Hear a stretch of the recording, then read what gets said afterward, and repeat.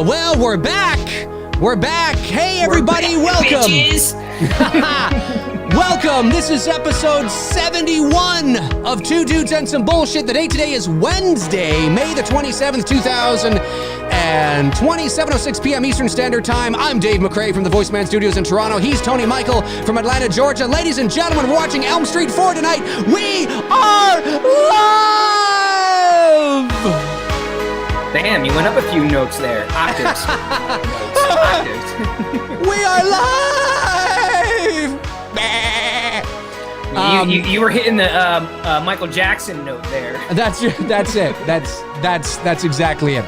Yes, this is episode 71 of Two Dudes and Some Bullshit, and Tony, Michael, and I are watching A Nightmare on Elm Street Part 4, The Dream Master. 1988, I believe this movie was. Dude, 88 was like one of the best years for horror in general. It really, really was. Granted, however you feel about the a lot of horror movies came out that year. Well, the numbers of what number in the series these movies were, like Friday the 13th Part 7 came out that year. Nightmare 4 came out that year. Halloween 4 came out that year. Yes. Child's Play came out that year. They Lived came out that year. Beetlejuice came out that year. So if you were a fan of horror, 88 was a fucking cool year, regardless of how you feel about each movie I mentioned, because really Child's Play was the only original one. Right. It just was a fucking fun year. Yeah, well, yeah. There were a lot of. I mean, think about that. You had Michael, Jason, and Freddy within months in theaters. Yeah. It's too bad the movies weren't bad. But no. I get what you're saying. You know what I'm saying? I get it. It's like modern Marvel movies. Right. I get what you're saying. Our superheroes, for what you and I and those who watch, and That's right. horror villains are like our superheroes. It was a prime time, fun time. It's the best way to describe it. Even though, yeah, you're right, some of the movies weren't good, it was still fun. Yeah, I totally agree. And of course, this is the fourth installment in the Elm Street franchise. This is arguably the movie that, it's affectionately known as MTV Freddy or the MTV Elm Street. And essentially, this is the one where they've committed to making Freddy a, Pop icon. Well, just not so serious, right? It's not like gone is the scary, gone is the real sort of dark. Oh yeah, this is when they hit their iceberg. This is the movie that they didn't sink, they didn't sink. But this is when they fully committed, because you had Elm Street 1, which is my favorite, of course, and then you have Elm Street 2, which is the black sheep of the family. But in retrospect, over the years, it's gained a cult following, and it arguably has the scariest, darkest Freddy out of any of them. And it's my second favorite. And then you have Elm Street 3, which tends to be the fan favorite, which tends... Yeah. Right, exactly, which tends to have that sort of that balance between scary Freddy and, I don't want to say funny Freddy, because he's not funny in the movie, but you can begin to see, well, there's a few funny lines, but you can begin to see that what he became sort of started a caricature of himself. Right, exactly. You start to see it in Elm Street 3, but it was still somewhat a nice balance between the two. And then you get to Elm Street 4, and although Elm Street 4 is not Elm Street 6, they're committed to this Freddy now. They are committed to he's not, we see him really clearly. He's doing all these one-liners and quips and putting meatballs on his knife. I think that's 4, if I'm not mistaken. And of course, what's her face has the dream, and the glove is the shark in the water, and he's putting the shades on. I mean, this is totally like that's it. I mean, I don't watch Elm Street 4 that often, but if I watch the Elm Street series, if I was to watch them in order, I usually stop off at 4. I mean, that's it. I can't watch anything. I think 5 is garbage. I think 6 is fucking one of the worst horror movies ever made. Certainly one of the, it's a nightmare, no pun intended. That was the first horror movie I saw in theaters. Oh. I mean, because you guys remember it came out in 91, right? Somewhere around there, yeah. Yeah, we were, 11? Yeah, 11, 12. Yeah, so I was kind of at that age where I was sort of old enough to be taken by someone who was over 17 to take me to an R-rated movie, and that was the first horror movie that I unfortunately had to see in theaters. It was terrible. It was terrible. Yeah. It was terrible. And then, of course, they redeemed themselves a little bit with New Nightmare and so on and so forth. But really, yeah, I mean, I know a lot of people really like this movie. For a lot of people, it was the first Elm Street movie they ever saw. And there are things to like in this movie, but it's like, okay, so it's this version. You know, it's clearly this version. I don't get that old feel Elm Street creepy. I don't get it in this movie. It's the beginning of what Freddy has become. So, but I know that a lot of people do like it, and Tony and I like to shake things up on this show and on this channel from time to time instead of watching. You know, we'd like to, hey, why don't we watch Friday 5? Hey, why don't we watch Elm Street 4? Hey, speaking of. Ooh, he's got it. Friday 5, got the Roy Jason mask. He's got the Friday. Oh, really man. Good. The guy did a really good job with this. He did a real good job. We're doing the first Roy Jason shoot on my birthday on Friday. On your birthday, that's right. Tony's birthday is shit to do because everything's closed, so we're gonna go take pictures. That's right. The big 4-1 this Friday. Yeah, you old man, Yeah, that's right. My birthday was this past Sunday. I turned 41 on Sunday. I'm just trying to get to. Hang on one second here, folks. Just try. Oh, that's not what I wanted to do. Let me go back here. Just wanted to get to the. Live board. How I always like to have it up just in case I miss any. I'll send you the photos, by the way, when I get it from the cleaners. I meant to tell you this, and it just dawned on me because I just saw the photo. A good friend of mine, Amanda, shout out. Thank you, by the way. Thank you. What I'm about to tell you. She watches us, and she lives here in Georgia. We've been friends for like 20 years. And hello. Her dad was a mechanic. Been a mechanic his whole life. So you probably already know where I'm going with this. Kind of know where you're going with it. Dude gave me like a late 70s black, which now kind of looks faded gray because of how old it is. It's great. Garage jumpsuit. This thing looks like what Castle wore in the movie. Like I put it on and I was like, holy fuck. Like it just looks like, when I get it back from the cleaners, because I had to have it cleaned up. Right. It's been sitting in his closet. But she had messaged me. She's like, hey, I know you're into this horror thing. Do you think you might want this? I'm like, yeah. That's amazing. Are you kidding me? Like, shout out to her. What's her name? Amanda Mitchell.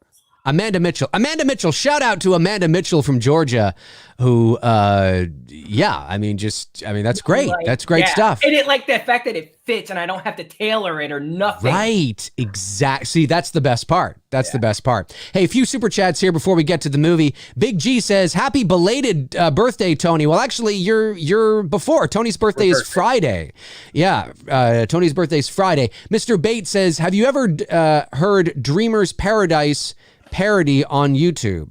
Have you ever heard Dreamer's Paradise parody on YouTube? No. I don't even know what the. Is it a channel? You mean like the Weird Al song? The parody of. I think that's the one you're talking about. I have heard that. Geeked Out Turtles fan 40 says the Freddy makeup in 4 started to suck after this. Yeah. I agree. The whole look really started to go downhill. Like I said, he looks the worst in 6. It's awful. This movie, like I said, this is the movie they hit their iceberg. They didn't sink because I think there are some redeeming moments in Nightmare 4 that like I go, okay, it's sort of watchable, but and no offense to Tuesday Night, if you ever happen to watch this video, your performance as Kristen, you did fine. It had nothing to do with you, but not having Patricia Arquette back reprising that role really does fucking suffer. It does. It does suck, man. It does suck. And she goes out on the beach with MTV Freddy. Howard D sends a super chat and says, always hated this one. Never. You'll never see me do Beach Freddy with sunglasses. No. Oh, that's good. Always hated this one. It immediately bumps off the survivors of the last film. It's almost metaphorical of the transition to comedy in this one. Well, that's what we were just saying. Yeah, it is too bad. Yeah. It's too bad that there was never really somebody that, I mean, I do know that Alice goes from 4 to 5, and I do know that You know, Patricia Arquette's her character is in 3, 4, but then she's killed. But there isn't that one sort of constant that you can get kind of attached to a little bit, other than Nancy. But of course, she's only in 1 and 3, and then of course, you know, in 7, which has nothing to do with really anything. It asks you to pretend that the movies are actually movies. Anyway, we could go on about this, but yeah. So this is the MTV Elm Street. This is where Freddy begins to really sort of, or where they commit to this version of Freddy, and then he just spirals from there. But let's do this. 1988, A Nightmare on Elm Street 4, The Dream Master. Tony and I'm watching it off YouTube. I am 2 seconds in, just before you see the New Line Cinema film strips. It's starting to morph. It hasn't quite morphed, but it's starting to come together. And that's exactly it. That's I'm exactly watching it on Apple iTunes. Cool. Well, so that's where we are. We'll give you a couple seconds to line it up if you are watching it with us. And yeah, this should be a good one tonight. This should be a good one. I watched this movie. I bought all the Elm Street films on Blu-ray about 3 years ago, and then I watched every one because I hadn't seen. I mean, I'm so familiar with 1 through 3, but I hadn't seen 4 and 5 and 6 in a really long time, like years, probably 20 years. So I watched everything all in order on one weekend, and of course I hated 6 as much as I remember. Actually, I think even more. But yeah, so it's probably been about 3 years since I've seen 4. You know, I don't loathe 4, but I don't like 4. Right. I don't like it. I mean, there's nothing really there for me to like per se. There's cool little things, but I'm not like, it's not usually one I watch. Anyway, okay, here we go. You guys ready? Here we go. In 5, 4, 3, 2, and 1. All right.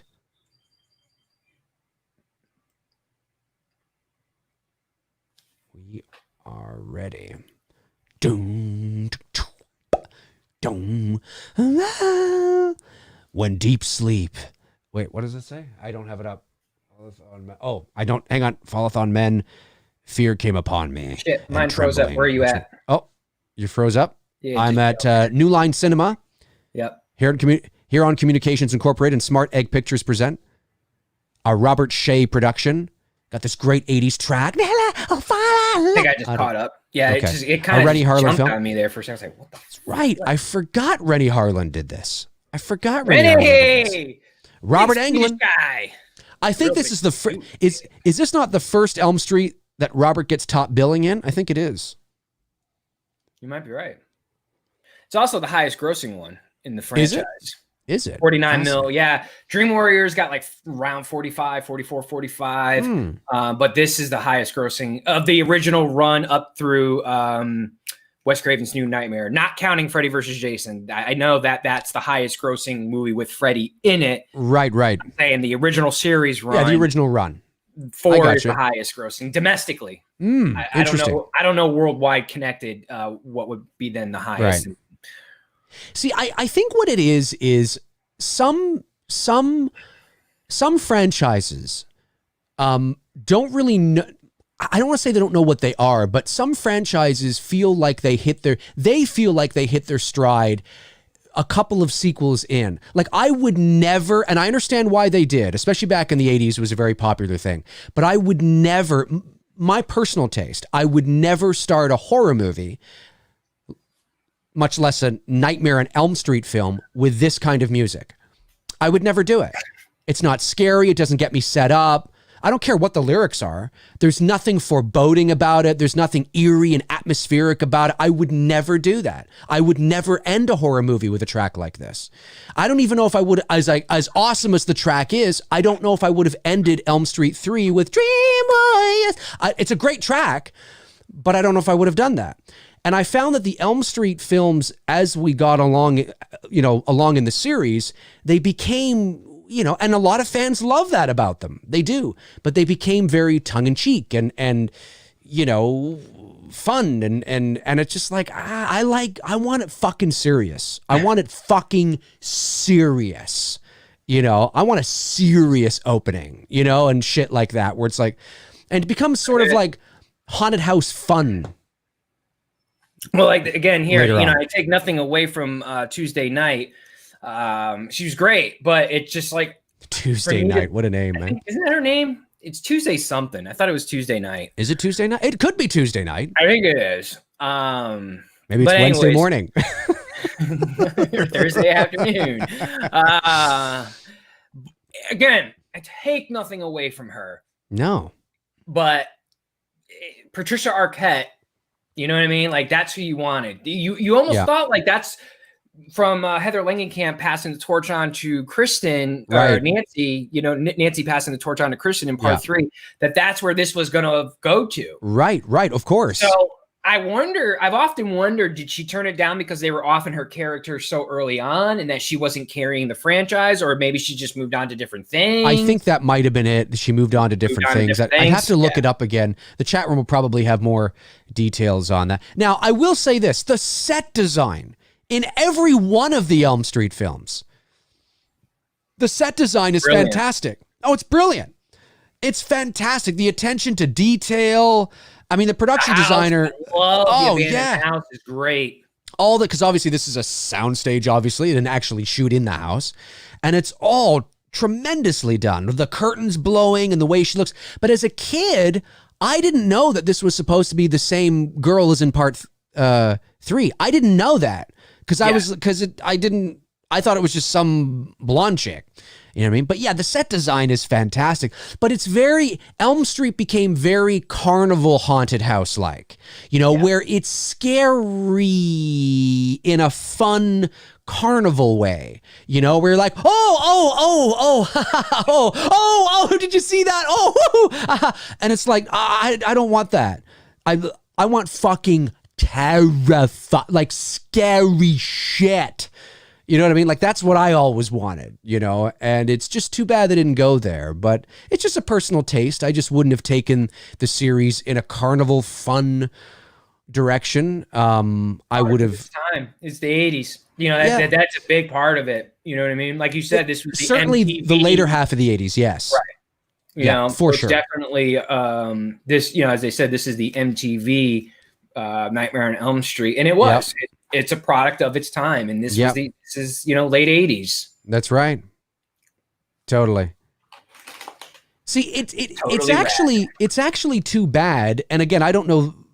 I'd have to watch the documentary again, but it's too bad that they didn't keep these characters, or even if Tuesday night, Wednesday morning, Thursday afternoon, whatever it is, or whatever her name is, even if she had stuck around. She had taken the reins, right? And she'd stuck around. I would have much rather have seen Joey, Kincaid, and what's her face? Why am I drawing a blank on her fucking character's name? Kristen, thank you. Continue on, and Freddy's back, and they have to continue on and shit. And maybe one of them dies. Maybe Joey dies, or something like that, or something. But they got to continue on, because you're already emotionally attached to the characters.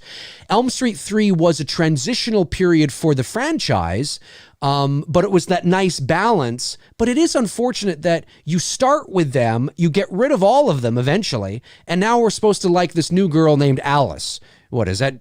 Just so Freddy can say, "Welcome to Wonderland, Alice"? I don't know, but it was a little disappointing. I remember as a kid going, "I don't care about this Alice girl. Who's she?" But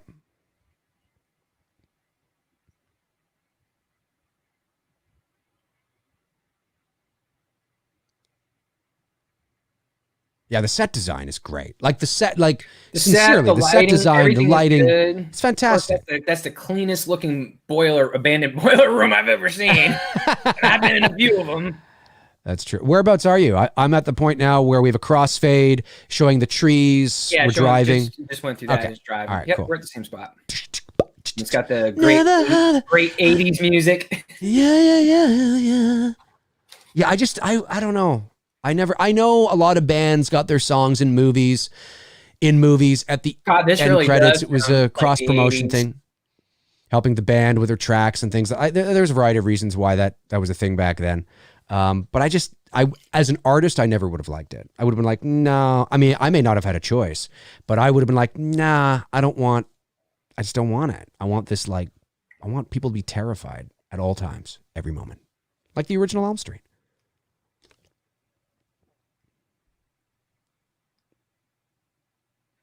So now is this okay? Wait, okay, it's Alice's dad. There's Alice.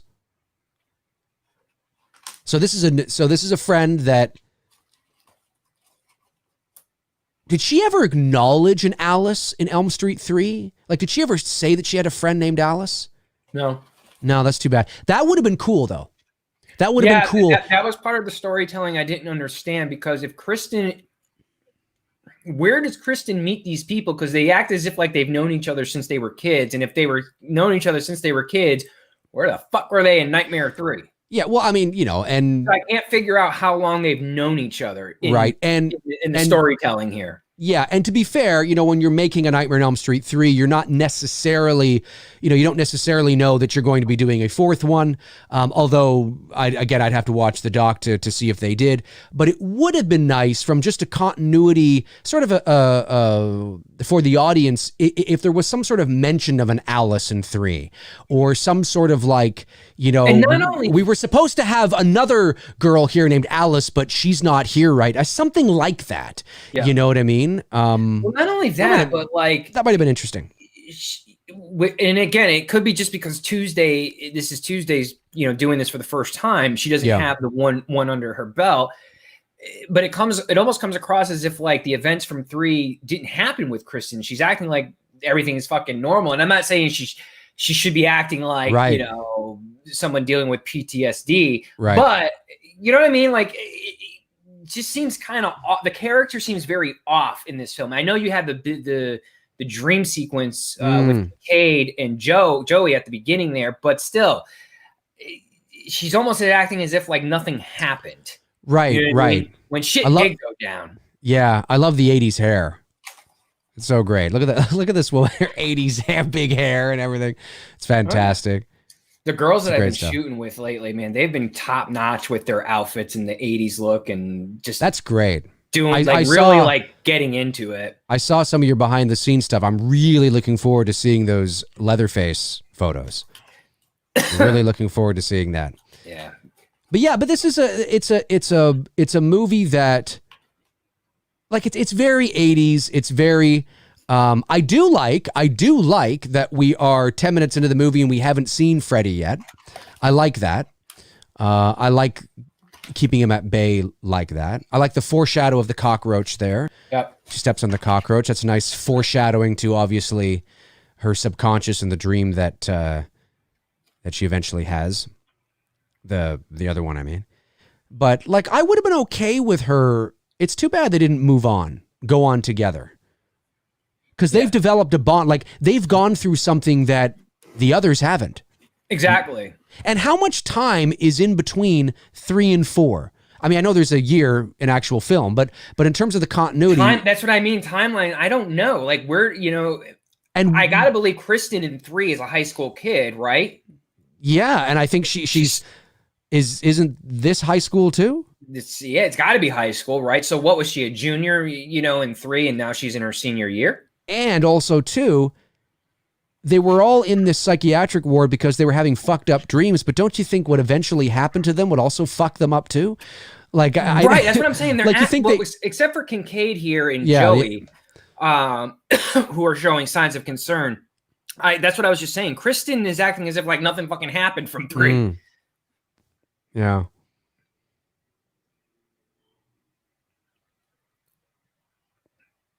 Lighten up, man. No one walks past it like that. Now, this is I do love that. Visually, it's a great visual shot. But then I ask, why are we seeing it?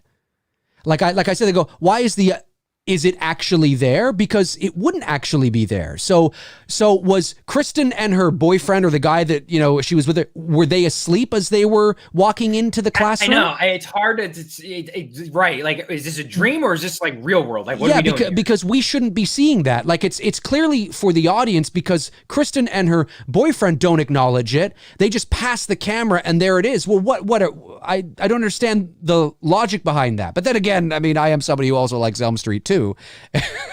You know, so, but nonetheless, super chat comes in from Mr. Carter03. Thanks very much, buddy. Appreciate it. Says, hey, Dave, hope you had a good birthday, man. I did. It was low key, quiet. You know, when you get when you hit your 40s, you're just Glad you're alive. Hey, I'm alive. Okay, next day. Yep. God, there's a lot of like just like regular tracks in this movie. Oh, the father's a drunk. Who the father's? He's actually got a bottle of liquor in a brown paper bag. Does anybody actually do that? Does anybody drink from a brown paper bag? Listen, if you want to hide what you're drinking, you shouldn't put it in a brown paper bag. I think it's kind of obvious that you're drinking. Yeah.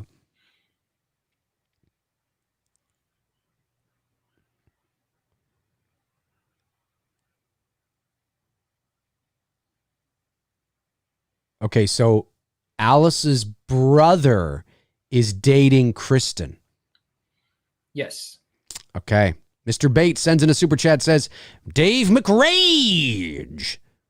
Wait, Alice is feeling... So is Alice...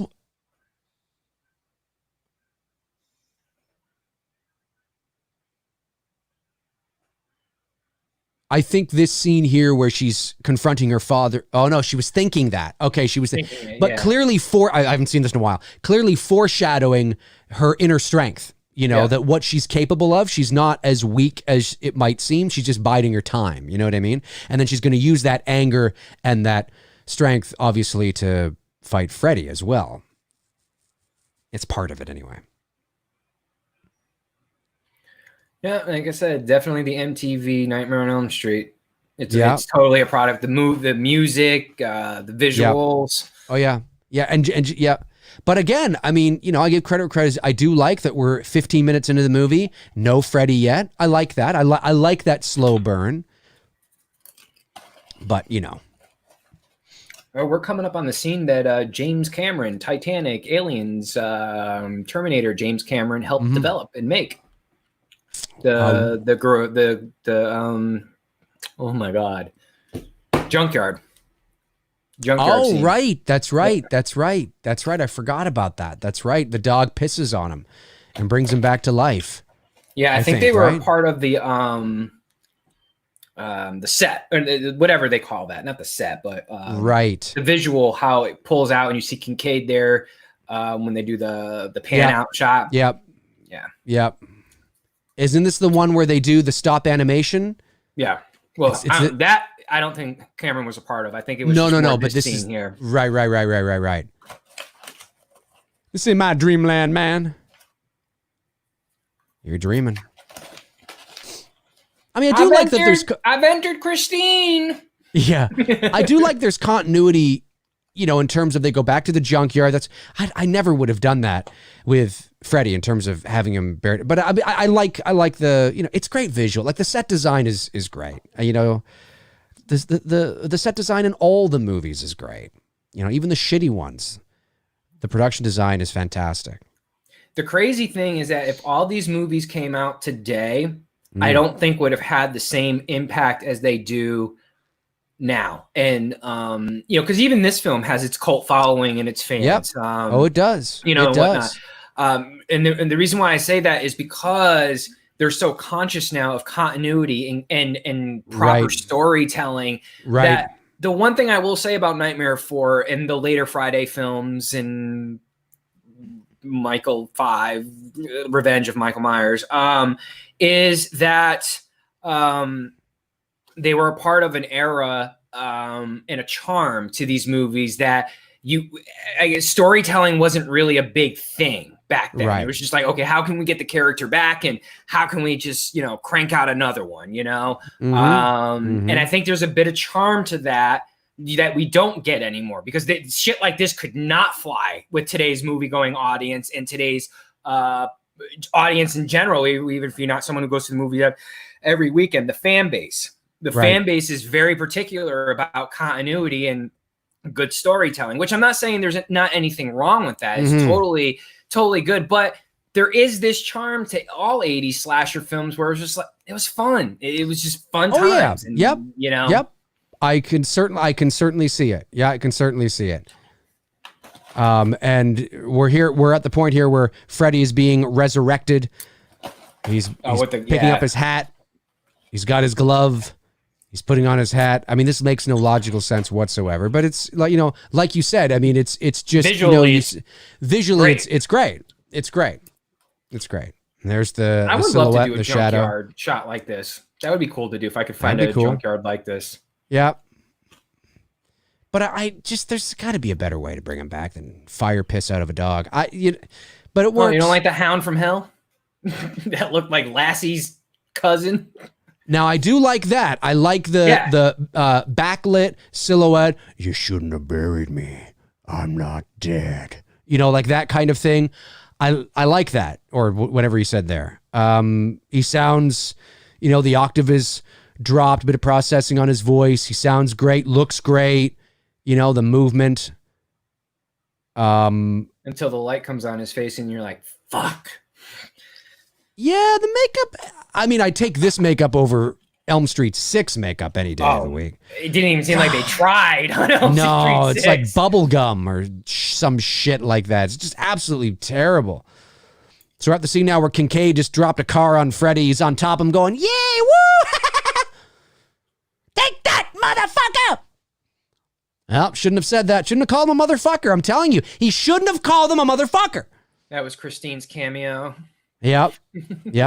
Frank Riker sends a super chat, says, Dave and Tony, nobody knows this, but that dog was the original Snots. He drank half a quart of Pennzoil. And when he lifted his leg the next morning, whoa. Oh, Frank, my man, Frank. I love it, Frank. That would have been... This is the shot that Cameron worked on here. The Pulling sequence back. You're about to see, the pull Yeah, back. right there. Yeah, it's great. It's a great visual shot. I love it. It's a great visual shot. It's fantastic. And wasn't that like a map painting or like a board or something or whatever it was? Yeah, it was matte painting. I couldn't think of Oh, that. and just like right there, just I don't even think you saw the blades though. I think it came out of frame, and then when he comes down, you don't see it. And then see when Kincaid says, "I'll see you in hell," I think Freddy. One down, two to go. I think Freddy should have just been like, I am hell. Just something like that. Like, I am hell. That would have been good. I like that. That would have been a good line. I am hell. Yeah, he is hell. Like, there's nothing to be essentially is that he is hell. It doesn't get any darker, more fucked up than that. And it's like, you go to hell, you got to see him. So it's not like, I'll see you in hell, which simply means like, hey, we're both going to go to a bad place. It's like, no, I am that bad place, man. There's not like, I am hell. Okay, like, I'm not scared of hell. I am fucking hell. That would have been cool if he said that.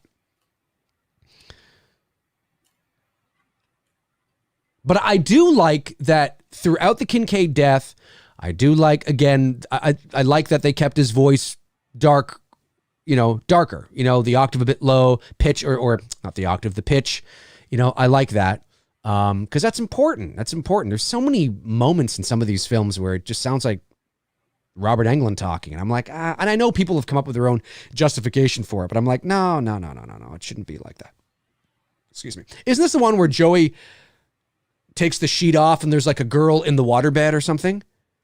Yes, because how did the director I can't do the Swedish accent. No, I know what the Swedish accent though, but because it's going to look beautiful. I know. It's going to look beautiful. That's right. Yeah. Rennie Harlan. And they shot it like how many times? More boobs, closer. Yeah, that's right. Thank you. I appreciate it, bro. Because you were right. They right. shot it how many times though? Like a lot.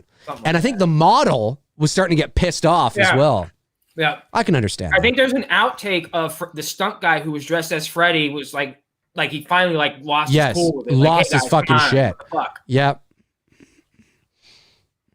But that is a cool, again, the dream sequences are great. They're great dream sequences, but not accompanied with a good movie. Right. But I will say with each movie, I found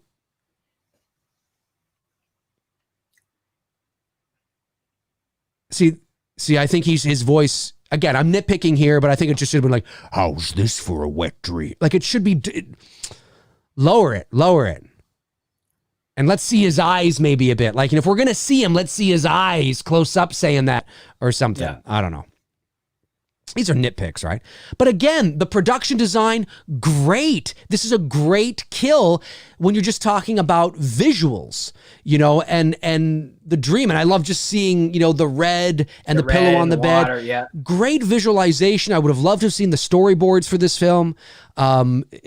It's great stuff. But I found that as the sequels went on, 4 and then 5, and especially in 5 had some incredible dream sequences and sets that were amazing, but I wasn't scared. And I found that Freddy almost became obsolete. Like, I found it was like each film was just like, what's one big dream sequence we can do after another? And then Freddy just happens to be there at the end. It was never really, I don't know if Cecil Laird is watching. He wasn't here a few moments ago. But one of the things I love about the original, and again, I'm not naive. I mean, I know that you have to expand as you go on in the more sequels you make. But I love that the original and even part 2, for the most part, has that real world it feels real. It feels like Freddy is invading your sort of life. It feels grounded. It doesn't feel overly sensational, over the top, carnival barker, over the top. Although I understand, again, in the sequels, you got to maybe go there. But I think that's what, for me, I lost that. Freddy just became fun and not necessarily scary. And I just think that, I don't know, I just think it's better when he's downright frightening. And, it's, how is this for a wet dream? It's like, yeah, it's great. It's fun, but I wasn't scared. I wasn't scared watching Joey die, but man, was I ever petrified as a kid watching Tina in the body bag going, Nancy, boo. Like, oh my God, and just that was the first scene that I saw in the movie. Hue and and the way she's that the dream sequence there with Tina in the hallway, that was the first scene I think I saw when I was 6 years old and my babysitter was watching it. Then I made her rewind it to the beginning. Yeah. Yeah, like a great visual seeing Joey underneath. It's like, how did he get under there? Like, how is that even possible? Right? Again, a break in logic, but really cool. But yeah, I just really love those. I really liked in the original film, especially the how everything was taking place in their world. So everything had a very grounded sort of realistic vibe to it, even though it was a dream. In the subsequent sequels, especially anything after 3 onward, you go to Freddy's and then the dreams become just like rides, which a lot of people love. But I don't particularly find anything scary about them. They're just kind of fun, like Disney World rides. You know what I mean? Like a Disney haunted house type thing. Exactly. And that's fine. But I do love the original dreams or the original Nightmare. They were very creative. With the elastic, it was elastic. I think they used for the wall where he starts to come over Nancy. Oh, yeah, it was that's such a creative visual. The puppeteer even though really it was a puppeteer, but it was Robert Englund who was walking down the that's right alley there. Yeah. That was a great like they're just very, very, very, very simple, but very surreal, effective storytelling dreams in the original. Whereas this later on, this became, like we said, it became the Disney World haunted house style dream. Yeah, and there's nothing wrong with that, as you said, in and of itself. It's just two different tastes, right? It's the evolution. And again, I mean, I get it. I mean, if you're going to make 4 or 5 films, you got to do something different, up the ante. I certainly understand it, but it just, for me, I think you just kind of, I don't know, I want to be scared. I love when Freddy is scary, and there's just something about it that's so terrifying. Like think of, there's Robert Englund dressed as a woman. That's great. I love that. But think of it like this, think of back to the Tina death in the original film, how frightening that was to watch, like the whole sequence. It's one of my favorite kills in It's one of the greatest deaths in the history of horror. Yeah. And then look at Joey's death in the waterbed. Well, not only that, look at Johnny Depp's and Joey's. Johnny Depp's was very effective. Just the arm coming up and bringing him down, and that's it. Yeah, that's it. Yeah, keep it simple and straight to the point. Joey's became a little more of a comedy routine. Yeah. It's visually, like the production design on these movies are great, but I like that. Again, the visual effects are great. Yeah, even for 1988, they're really good. Yeah. Of the way I love the blood starting to seep through the shirt like that. Feeling better now? I love that. Although I don't like how Freddy's fedora has changed over the year. You know what? I can't. I love his look in part 2. God damn it, man. 1 and 2 are my favorite. Yeah, 1 and 2. Yeah, but in 2, the hooked witch nose and the sunken eyes and the oversized fedora. Yeah. Oh, fuck! He's terrifying. Terrifying. It's terrifying. 3's look is okay. I don't dislike it, but my two favorites are 1 and 2. Oh yeah. So we are, for those of you that want to know, we are about 28 minutes and 37 seconds into the movie. Anthony Alcarez says, "Hey Dave, been a huge fan since 200 subs. Wow, that goes back quite a few years. I have a question here that will make you laugh, but I'm simply curious. Have you ever smoked weed? I sure know Tony has. Laugh out loud. You want to know something? I actually have never smoked weed. I don't have anything against weed. To be the first person to get you high, Dave. That would be so much fun. I don't have anything against weed at all. I actually was first for the decriminalization of it, and then I was for the legalization of it. Of course, here in Canada, it was legalized a couple of years ago, and I've nothing against it whatsoever. Just I think. Growing up, I was a type of personality that I never needed to do really anything. I need to feel a certain way or to get crazy or to, that kind of stuff. So I just have a natural high in me, I think, is probably why, but I have nothing against it. But no, I haven't. When I shared my Instagram story of my happy bag that I picked up this afternoon, someone sent me a message. I saw that. That's a lot of weed. Yeah. Dude, somebody sent me a message and was like, "That was so unprofessional of you to share. I have to unfollow you now." And I almost responded and was just like, "What is this, 1940?" You know what I mean? Unprofessional. Dude, it's like legal in how many states is it? How many states is it legal there? But I was going to. Is it legal in? It's not legal in Georgia yet. It's getting close. No, I think in Georgia, give Georgia about 5 more years. I think what a waste of fucking time. Just make it legal for fuck's sakes. Just legal and tax it. There you go. 88,000 people are killed every year because of alcohol. Look up the statistics on weed. Well, that's what I'm saying. Kevin Bacon's Boner sends a super chat, says, "To all you doubters, Freddy is wearing a Christmas sweater. So technically, A Nightmare on Elm Street is a Christmas movie." Drops Mike. Hey, don't even get me started on the Christmas movie stuff. Has been doing timestamps for you guys in the chat room. So thanks, dude, for doing that. Appreciate that. So that's really cool that he's giving you guys where we're at. And so awesome. If you need to know, just pay attention in the chat. He's letting you guys know. Thanks, that's Mark. Awesome. Appreciate that. Now this is a set. They're like the set of the way the house looks in this movie. I don't think they made up the real house to look that way. It's probably a soundstage. Now, seeing them looking at the house, as we see them, they're really on a street. Oh, they're there. Yeah, because I recognize the background immediately. Yeah. But that's a set. It's done. It would have been done on, well, that's a completely different. Props. That's not even. It's a different location. It's not. It's not the same street. Like, wait, hold on. That's not the same street. It's not the same street. I've been there many times. On this too, Dave. Johnny Depp's house in the original Nightmare it is across the street. It's yes, not it is. It is really. No, it literally is. Yeah, there's a video on my channel. If you just YouTube, actually, let me see if I can get it for you guys. There is when I was in LA for the Voice Arts Awards last November. Obviously, I was there for a week because everything going on with the Voice Arts Awards and Warner Brothers. And, of course, I was getting my face cast for Dylan's New Nightmare and all that jazz. I took some time to go over to the Elm Street house, as I often do. And I did a actual drive from the Elm Street house to... let me see here. To the... where's it coming up here? Wait. Freddy. Oh, here we go. Elm Street house to Doyle house. I did this. I'll put the link in the description. This is from November last year, November 14th to be exact. And what I did was I wanted to show Doyle exterior or Doyle interior? Doyle exterior. Well, the Doyle interior is there as well, but it's not the same house. The Doyle interior was a different house on the same street. Right. But the where the Doyle house exterior is and where the Elm Street house exteriors is literally like probably a 2 or 3 minute walk from each other.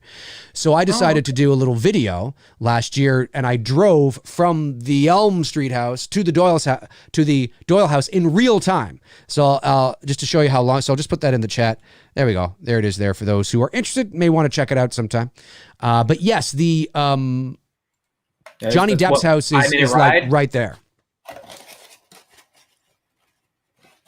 Now, I do like that they got the same mom. From the third one, yeah. From the third one, yeah. I do like that they got the same mom. Now, did I also hear... Where's the bourbon? That that's 3. That's in the first Halloween, when Michael falls out the balcony, that's actually the backyard of someone's house.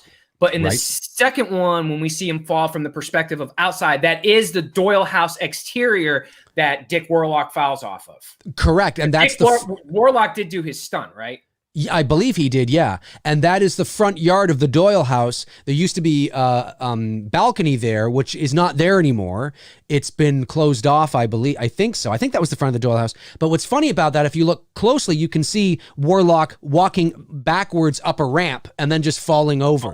Yeah, it's kind of funny, but nonetheless. It's a cool visual. I like it. It's a cool visual. Perspective. But I found that interesting. I did not know that in the original Halloween, it was a different balcony that he falls off of another house in someone's backyard. Yeah, all in the same street, like the house. Right, same street. Like across the street in somebody else's backyard. I think that might have been the backyard of the Wallace house, actually. It may have been. Or like the backyard of the Wallace house was actually the backyard of the Doyle. Something like that. There's a couple of houses there that on the same street right next to each other that were all used. Who, right? The laundry room? Is that a different house? Yes, I don't think that's the Wallace's back. Yeah, I think that's a different backyard as well. Something like that. Yeah. They used 4 houses. They used 4 houses on that street. Oh, here we go. And this is the death of Kristen. And too bad, really. I know. The Jaws death. I hate that. Well, not Jaws, but you know what I mean. I know what you mean. I remember having a magazine. It might have been Fangoria when I was 9 years old, and this was a big. This is literally a big jumping the shark. Yeah, that's right. Literally jumping the shark. Yep. But see, there's nothing really like watching these later Elm Street films. It's just one sort of cool thing. I don't know. I don't feel much when I watch these movies. It's just like I'm just waiting for. There's filler, and then there's cool dream sequence, and then filler, and then cool dream sequence. I don't know.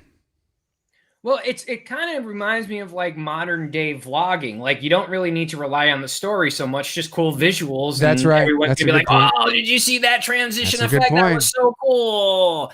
Who cares about what's being said in the vlog? That's true. What this is. It's just basically it looks cool. I love the concept. Yeah. You know, I mean, people do dream of the beaches. It's not an unrealistic thing, and it's not unrealistic for Freddy to be there.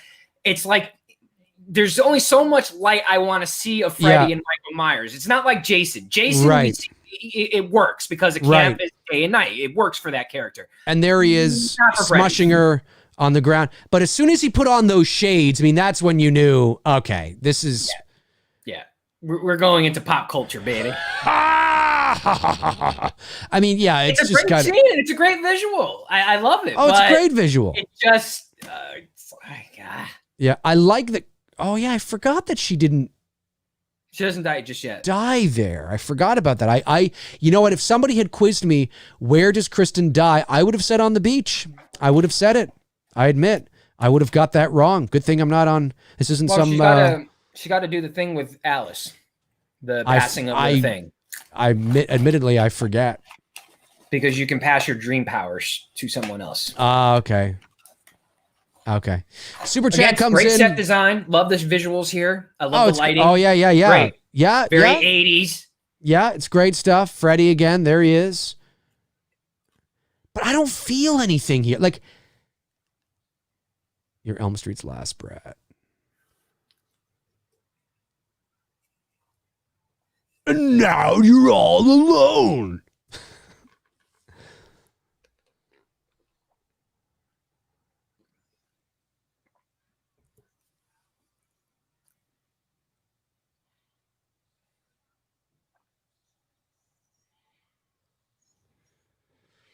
Yeah, like, I mean, it's cool stuff. It's like I'm watching. Yeah, it's like it's cool stuff, but I feel like I'm watching a show. Like I'm watching a play. Like I'm removed from what's going on. I feel like movie, TV, made for TV movie, a high budget one. No, I just more feel like I'm in the like I feel like I'm watching a stage play in the sense of I'm just like, wow, this is really cool. Like, wow, like I'm there and I'm like, wow, but I don't feel scared. You know, I don't feel like, whoa, this is really eerie and creepy. Oh, this is just like, look at him. Oh, I don't feel that at all.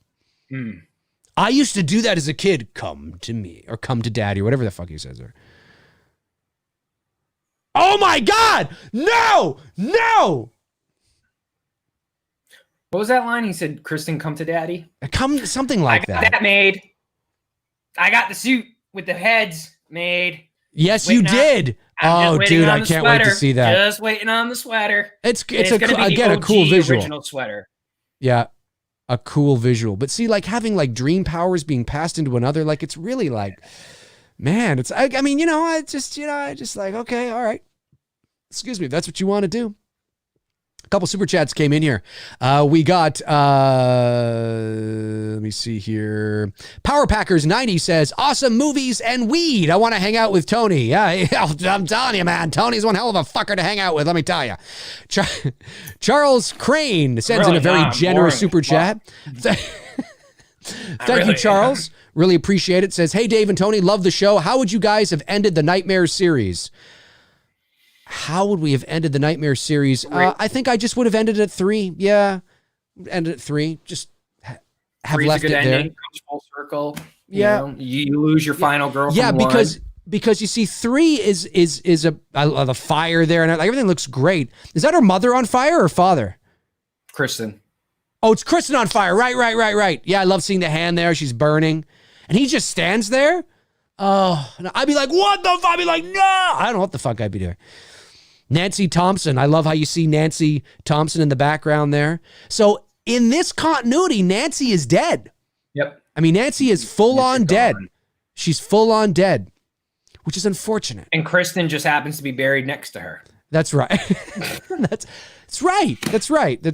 That's right. Well, I mean, Judith, I'm sure, is right next to Bob, who's right next to Annie, who happens to be right next to Linda. I mean, you know, listen, I will make an exception for unrealistic Hollywood storytelling if I see Judith next to Laurie fucking Strode. Okay? I will totally accept that with a fucking big smile on my face. That's true. But it's like, what was I going to say? Damn it, I was going to say something. I forget. Oh, what I do like about the way Elm Street 3 ended. Do you remember how I always harp on saying that I think, you know, I get asked a lot, how should Halloween end, right? And I say that you need to kill the story. So you need to kill Michael. I think it should be Michael and Laurie that are killed, blah, blah, blah. But you end it in a way that is smart, that treats your audience with a sense of intelligence. So you don't, you know, you end it in more of a philosophical way than you do in some sort of cheesy slasher, you know, his eyes opening or him coming out of the closet or something lame like that that sets up a sequel, or he's gone, or no, like you set it up sort of in a very sort of philosophical way, which I did in my Halloween concept. Now, at the end of Elm Street 3, Dream Warriors, it's not ended, it doesn't end in some sort of profound philosophical way, but it ends on a very subtle, nuanced way, which is great. And and of course this is about, I mean, this is show business, right? It's all about business, obviously, but in a different world, that would have been the greatest ending, because Nancy dies, you think Freddy is dead, and then there's just that shot of the Elm Street, you know, paper mache house or like whatever it is, and a little light, you know, turns on, and that's it. That's perfect. It's not Freddy's arm coming out of somebody. It's not Freddy pulling, you know, Nancy's mom through a door. It's just bling, And that's it. Just a tiny little, it just plants the seed of doubt in your mind. Just a little, tiny little thing, very subtle. And it's like, whoa, wait a minute. But there's never another movie. And it's kind of like, oh my God, is he out there? Is he not? Like, what does that mean? Did the fucking, did Bill Maher's twin just happen to install a little electrical light? No, I'm just kidding. But I think he looks like Bill Maher. But that's my point, right? Like, that's a really cool way to end a series because it's mature. You know what I mean? It's not cheesy and lame like, oh, his arm comes out. No, you end it just bing, just like, oh, I see what you did there.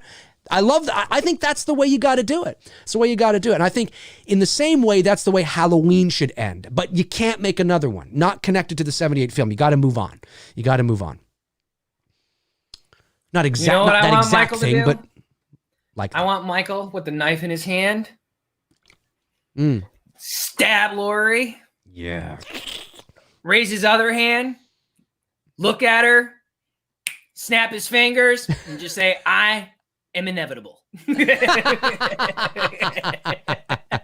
Everybody who knows the reference gets what I just did there.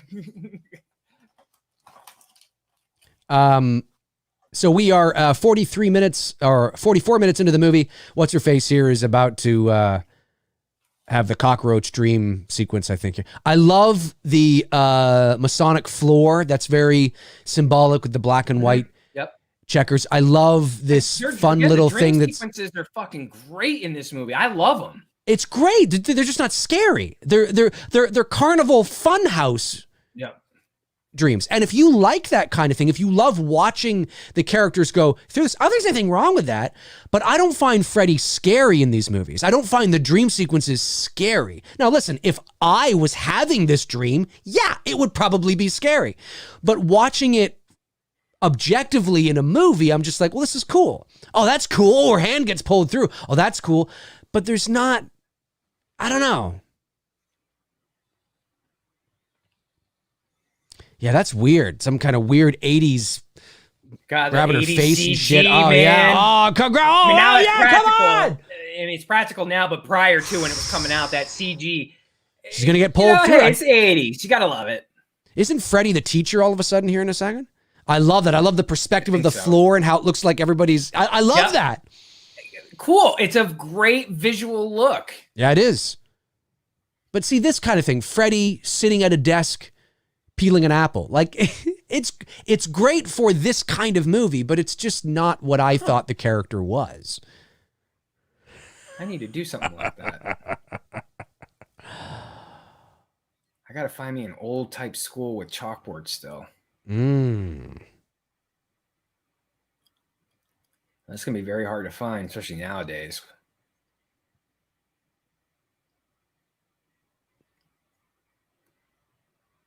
I love that. The silhouette or the shadow silhouette of the glove. Yeah, it was good. Yeah, that was cool. I love that. I love those little fucking things from like a photography idea. You know what I mean? Like shit like that is really cool.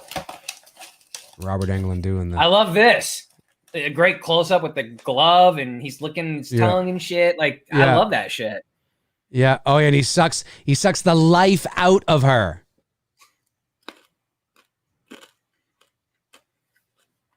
Oh, I love that look.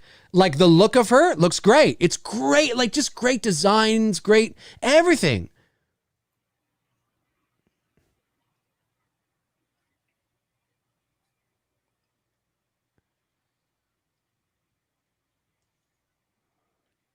What's going on here? So is Alice then the last? I mean, Kristen was the last of the Elm Street kids. Kristen was the last of the Elm Street, and she passed on her shit to Alice. But Alice isn't an Elm Street kid. No, now we've jumped off from Nightmare. No, now we're on Nightmare on Bob Street. Bob Street, Main Street. That's right, Nightmare on Bob Street. See, the thing that I really like... That chick looks like Jessie Spano from freaking Saved by the Bell. The one with the big hair? Sorry, not Jessie Spano. Tori from Saved by the Bell. She looks like... remember Tori? Yes, the biker kind of tough girl. Yes. She kind of looks like Yes. the Tory girl from Saved by the Bell. Yes, a little bit. You're right. You see, I do like I liked earlier in the movie when she squashed the cockroach, and then I like that because that gets into her subconscious, and that's what dreams are. I mean, you having a dream being killed as a cockroach or whatever is likely, because it seeps into you. So I've always liked that. Again, I don't really care about the cockroach kill. It's not scary or anything. I mean, it's scary in the sense of, it's eerie and creepy. It's bugs. But it's not like, I mean, I just like there's nothing in here that is as terrifying as that Tina death. Although then again, is there really almost any kill in any horror movie that's as terrifying as that Tina death? I don't know, man. I said, it's my favorite kill in all horror. It's one of the, yeah. We need to do that. We need to do our top 10 favorite kills in horror. We need to do a top 10 kills. Did we not do that? I thought we did. I don't think we did. No, I don't think we did a top 10 kills. You might our be personal right. faves. Right. You might be right on that. That's right. Yeah. Timestamp. I'm at 48, 41, 42, 43. So we're essentially in the same area there. A couple super chats. I'm like a second behind you. Super chats came in. Let me get them here. Intel Wild sends a super chat. Thank you, buddy. He says $5 super chat for my favorite duo. Frank Riker sends a super chat. Says D&T. It's Nightmare on Bayside. Saved by the Bell. That's right, Frank. And then Toronto Freddy says, and Elm Street, except exact opposite of Freddy's Dead. Yeah, well, you mean in terms of quality? I could not agree more.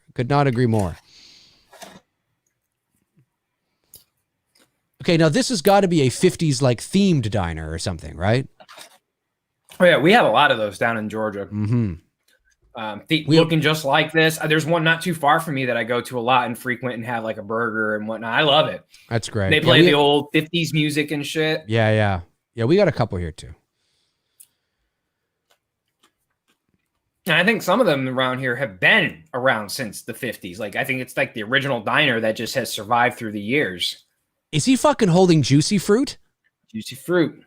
Juicy Fruit. Sponsor. The taste is gonna move ya. That's $1 million from Juicy Fruit. Juicy Fruit's like, hey, can you get in your nightmare movie? Get your skis shined up, grab a stick of Juicy Fruit. The taste is gonna move ya. Maybe, do you remember that ad? Yes. Jesus, man, you just brought me back. Yeah. Wow. Get your skis shined up. What was the doublemint jingle? Double your something. Yeah, I remember the twins. Yes. Yeah. Like literally the way he's dressed, because this is an 80s movie. Back in the day, folks. Oh yeah, he looked like he had a stick of Juicy Fruit or a little package, and it looked like he was gonna pull it out, and I was gonna hear like, "Hey, here's shout out to Mickey Yablons." This guy here in the hoodie with the white strings. That is Erwin Yablon's son, Mickey, and Mickey was telling me all about the scene when I had dinner with him and his wife when I was in LA. He was saying that he felt like shit. I think he was drunk or something like that. Yeah, something like that. Like he came to the set like completely inebriated. Something like that. Mickey, if you're watching, I don't know if that's don't quote me on that, folks, but he didn't there was something like he was hungover or something, and he came to the set to do this scene. Not this guy here, the guy that was the bully in the previous scene who got shoved against the locker. Yeah. That was his highlight in this movie. So, in other words, Richie, the little boy from the original Halloween that runs into Michael Myers after picking on Tommy, ends up getting shoved into a locker in Elm Street 4. That's right. Here's Bob Shea. Bobby Shea. Hey, man, we can say what we want about all the sequels and shit, but if it weren't for Bob Shea, we would have no Nightmare on Elm Street. I mean, that is a fucking fact. That's true. That is true. That is a good point. I should try and get. Is he in the first one, Bob Shea? I know his sister is. I don't think he is. No, but he's in the second one. He's that bartender at the gay bar. Yeah. Oh yeah. There's no gay undertones in that movie. Oh yeah. Yeah. Sure. Sure. There's no gay undertones at all. No, the writer's like, I don't know what the fuck you're talking about. Years old. Oh, it's insane. Skilled Dreamers. God, I love is, that. Bob Shea's sister's name? I'm drawing a blank on her. Oh, Lynn Shay. Yeah, thank you. Yeah.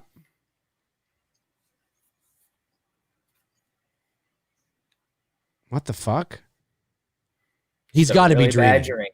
He's got to be dreaming because there's no way. Oh, yeah, of course, because there's no way. Yeah. That doesn't happen, folks. When you go to take a shit on a toilet, a bunch of cheerleaders don't come into your stall. I've tried it. Dude, I've tried it. No, it didn't work. I don't know how many public stalls I've gone into in my life to take a shit, hoping that cheerleaders would open the door. And they don't, and it just pisses me off. I don't know what's going on. It's so silly. Again, I like the elevator here. It's cool. Great production design again. Yep. Great stuff. I think Freddy, I think he should have like started to come through the wall or something, like very reminiscent of part one. You just kind of see his face. Yeah, he's coming through the wall, or he opens up the hatch at the bottom and this big arm comes in and like picks him up or something. That'd be cool. Of course, that's not what happens here. Oh, that's right. He's in like some spa now.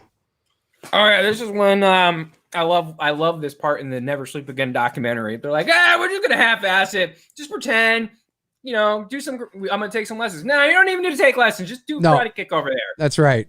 He's getting his ass kicked by nothing. I feel bad for the actor in this. This is not the actor's fault. I can't even imagine what that must have been like for him that day. Like he's doing these like serious roundhouse punches that no karate person would ever fucking do ever.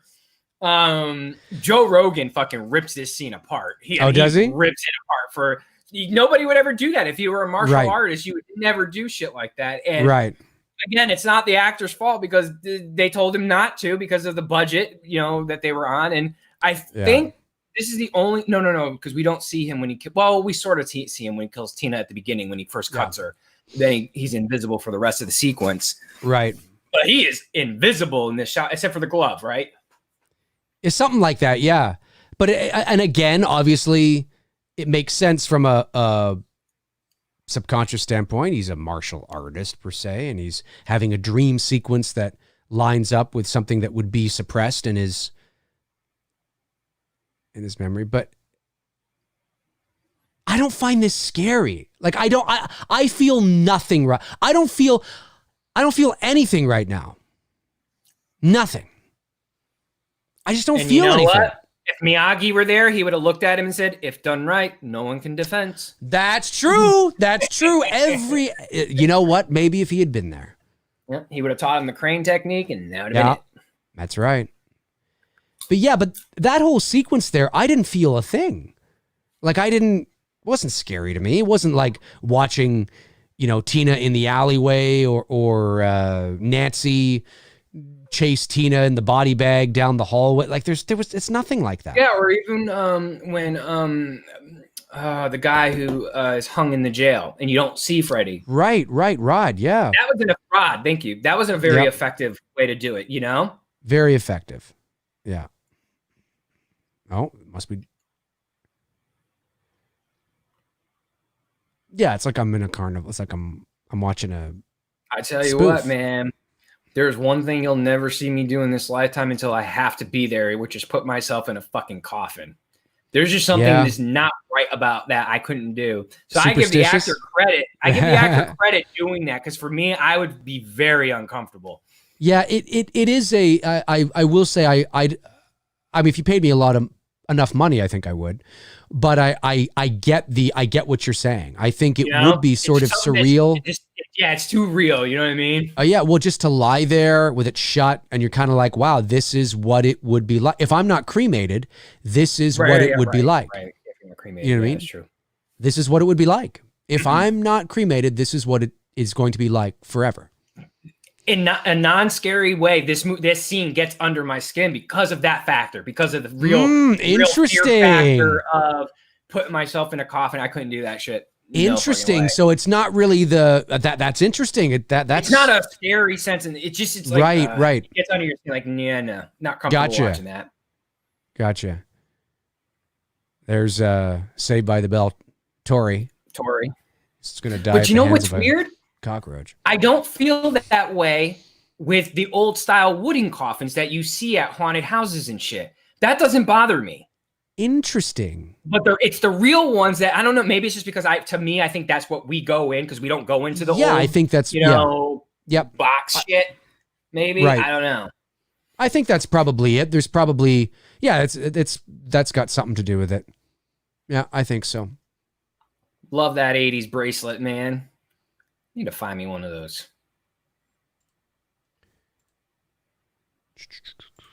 Where are we here? Oh, Elm Street 4, The Dream Master. I remember the TV spots for this movie. Do you remember the TV spots? Oh yeah. For this movie? Yep. Yeah, I remember it very well. Oh, a couple super chats came in. Juan Rivera sends in a super chat and says, D&T, love the show. Tony, love the work on the gram. Both of you, what is that? KUTGW? That's an acronym I don't know. Not too sure what it is. Mad love from Philly. Rock on, Philly! Philly! Send us some Philly cheesesteaks. I was just going to say, the best place to get your cheesesteaks. I've never been to Philadelphia, but if I ever go, I will definitely get a Philly cheese. I mean, you kind of have to, right? I mean, you kind of if you go to Philly and you don't get cheesesteaks, like, what the fuck, dude? Exactly. So, thoughts on Maniac Cop movies? P.S. Zach Morris is trash. Maniac, like the Maniac Cop. I've never seen any of the Maniac Cop movies. So I have no idea. Man. And what is KUTGW? Yes, I want to know what that. Keep up the good work. Oh, keep up the good work. Well, I'm 41. I don't keep up with it. I don't know, man. I don't know unless I'm really at lunch. Toronto Freddy sends in a super chat. Thank you, buddy. Says, I always felt like Disney had Mickey Mouse logo. New Line should have used Freddy as their logo, as they had said countless times that New Line is the house that Freddy built.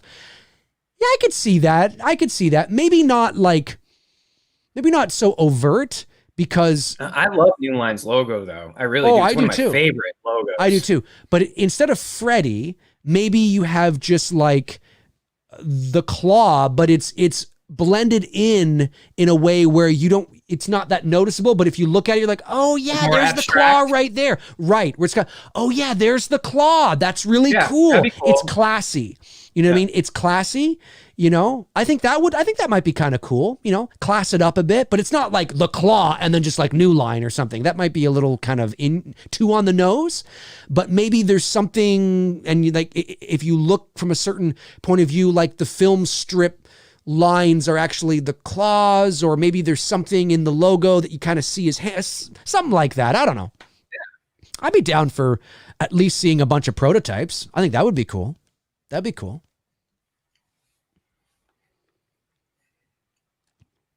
You're a terrible father. You are a terrible father, you son of a bitch. Oh, my goodness, I should say. Look at this useless stooge. He's going to die. He dies, right? I think he does. In the truck. Similar to what they do in Wes Craven's Nightmare. 1958 called. They want their jacket back. Really? This guy. I mean, jocks did dress like that in the 80s, though. Yeah, they did. They definitely did not dress like that in the 90s. Definitely not when I was in school. I mean, except for some of the football guys, when it was game day or weekend. Just going to say that. I was just going to say that because my buddy Evan, if you're watching, how you doing, buddy? He's probably not watching. But my buddy Evan, who was one of my best friends, if not, he's my best friend in high school. I know some people are like, what about Bruce? I thought Bruce was your best friend. Well, Bruce and I didn't go to the same high school. Bruce is my best friend, yes, but we didn't go to the same high school. My best friend in high school was Evan and Brian. And Evan was on the football team 1 or 2 years that we were there. And he had a high school Letterman jacket or whatever, which was really nice. And I was going to go out for the football team. But I didn't because I learned that it was going to get in the way of my hockey schedule. And I was like, I'd rather play hockey. Of course. Grown Canadian boy. That's what you expect. Hockey. There you go. So I was Was like, it all the right. same though up at your school? Like the football players, they never wore it all the time. They only wore it when it was game day. That was it. They did not wear it like you see Dan here wearing it all the time. Right. Some wore it all the time because it was that nice of a jacket. Okay. But no, you're right. When it was game day, like everybody wore it. And you knew it was game day because you'd go to school and you'd see Everybody's like dressed and everybody. ready to go. Exactly. Yeah, 100%. And I love the movie theater dream sequence here. For the effects, it's so fucking cool. Okay, I don't really remember it, so let me watch this. I don't remember this, but I'm totally down. But again, you see how like it's just I don't get the same feeling, the same eeriness and creepiness feeling watching this movie as I do watching the first couple. Oh, he dies. Dan is Jacob's father. He dies in part 5. Not in this one. Oh, Howard D says right. Dan is Jacob's father. Right. He dies in part 5. I forget that. He dies in part 2. Part 5. Dan is Jacob's father? I believe. Yeah, he's right on that. Who? The popcorn starts to fly off here. I love this. Fucking love this dream sequence. Visually, it's so fucking cool. Oh, that looks great. Yeah, because that's her diner, isn't it? Black and white diner. Yep. Yes. See, the thing too that I find that's a great effect. It's a great effect. It's a great visually, the production design, the execution's fantastic. But it starts off very subtle, you know? But what I find so interesting about this, Pepsi product placement.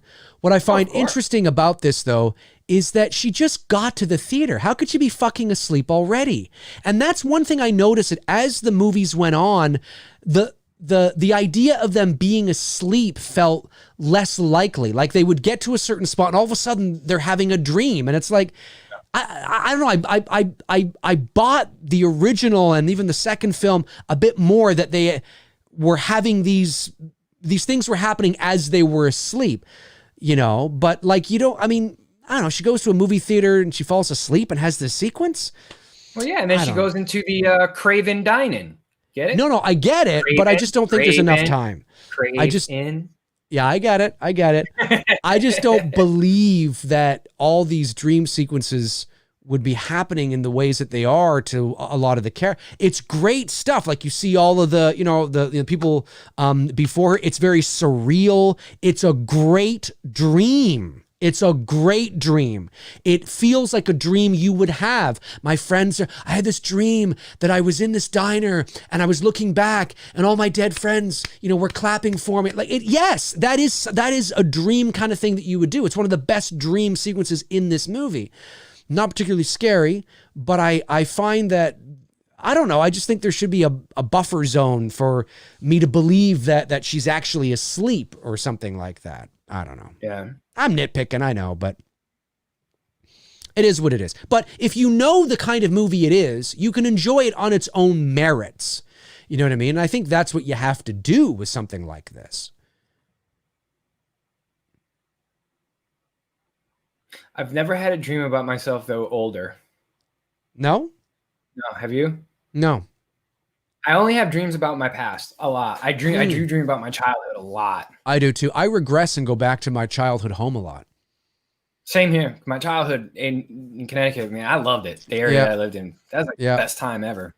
Here come the meatballs. Like usual.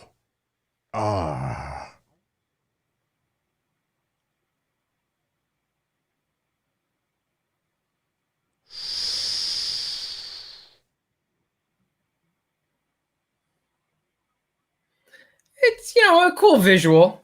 Again, all of it is. Everything is really cool. It's great stuff. Yeah. But it's not scary. Not to me, anyway. I'm not saying it's funny. It's fun scare. Fun scare. Yep. Right. It's haunted house carnival scare. Well, and it definitely goes haunted house carnival scare in this sequence. Shit. Oh yeah. Oh yeah, hotel. for sure. Yeah. For sure. The dream was foreshadowing. You gotta get. Her one shoe's missing because She lost I it. was at the movie theater. That was a dream. And now I'm in my bed. I don't know why I'm here. But she doesn't have a lot of money. No, she's working out. Come on. Yeah, she has a certain specific set of skills.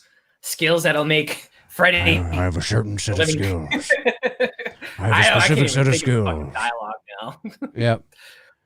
I will find you, and I will kill you. Oh, this is the revolving dream sequence. Yeah, Freddy. Oh, yes. In the Freddy voice. Good luck. Good luck. Oh, bitch.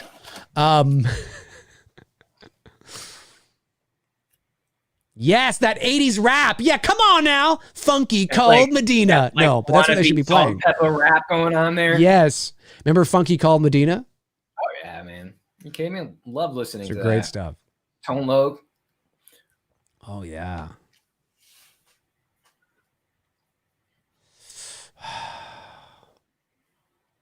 Yeah, that's right. I forgot about this.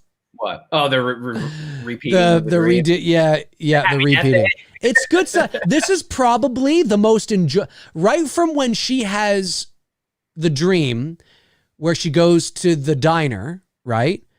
That whole sequence with her friends, clapping, right up to this point here where Freddy's, got the bar. This whole, the last 5 minutes have been very good. Good for this, the kind of movie it is, right? The kind of Elm Street film it is. This is the best part of the film. Oh! Oh! Woo! Oh, right there. No pain, no gain. Oh! Huh. No pain, no gain. That just gave me an idea.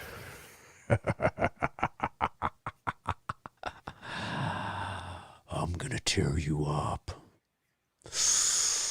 Gross, right? This is gross, creepy, very gross. Yeah, and she's definitely I could see totally believable as a dream you might have because you're like, what the, because she killed the cockroach at the beginning of the movie. But yeah, this is very surrealist, Salvador Dali surrealist art.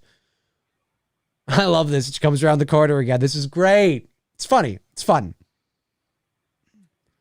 When does she notice that she's doing this over and over again? I think, doesn't he say something I feel like we've done this before? Yeah, that's right. Yeah, you're right. Yeah. He just said it. Yeah. Yeah, he just said it. Yeah, that's a great contraption. A great. It is. Great design, great visual. Great practical effects. Yeah, she's inside the cockroach trap. It's cool, right? Very surrealism, or very surreal, I should say. Oh yeah, see, that's gross. That's gross. But see, Freddy isn't really there's nothing scary about this you could say that Freddy's the one causing this. It's just 80s gore animatronic. Yeah, exactly. Monster, which is, you could say that Freddy's the one that's causing this, but take Freddy out and this could be a completely different movie where that's happening. You know what I mean? He's just but Freddy's caused it. Well, yeah, but then he smushes the box. Well, okay, but you don't need Freddy here. This could be a completely different movie at this point. But it is cool. It's very cool. But you can't check out. You can check in, but you can't check out. I guess I need to find me a box that says Roach Motel on it and do a shot like that. Ooh, you should. But I was just thinking of my friend Val, who I did the first Leatherface shoot here that you saw the photo on the other day. She's really into fitness. Right. I have a bench in a small bar, and I might do the no pain, no gain with her because she's really fit. So she would really right. She'd look really good in the part. That'd be fun. To do. I love that effect. The truck driving and then just crumple right up in the front. It's a great effect. Very great effect. Oh yeah, I you hate should do that they one, did it to Tony. that truck, but it's a great effect. Yeah. I'm finding myself though. I can see like wanting a truck more and more. Like I think I'm gonna get Really? one. Yeah, I just. I don't know. You mean you're gonna trade in your Camaro? You think? Yeah, I've been thinking. Really? Yeah, I've been thinking that like seriously, and I'm debating on like, do I go old school like retro or like an 80s, late 70s maybe, or do I do modern? The only thing with the old models is there's obviously features that I won't get with new. Right. You know what I mean? So it's kind of the trade-off. How long have you had your Camaro? 10 years. 10 years. Wow, 10 years. So yeah, I mean, it's getting up there, right? Number 10 3 years. on the list of all of them. I've had a 79. I had the IROC, and then this. Okay, cool. Yeah. No, I just picked up my Challenger last year.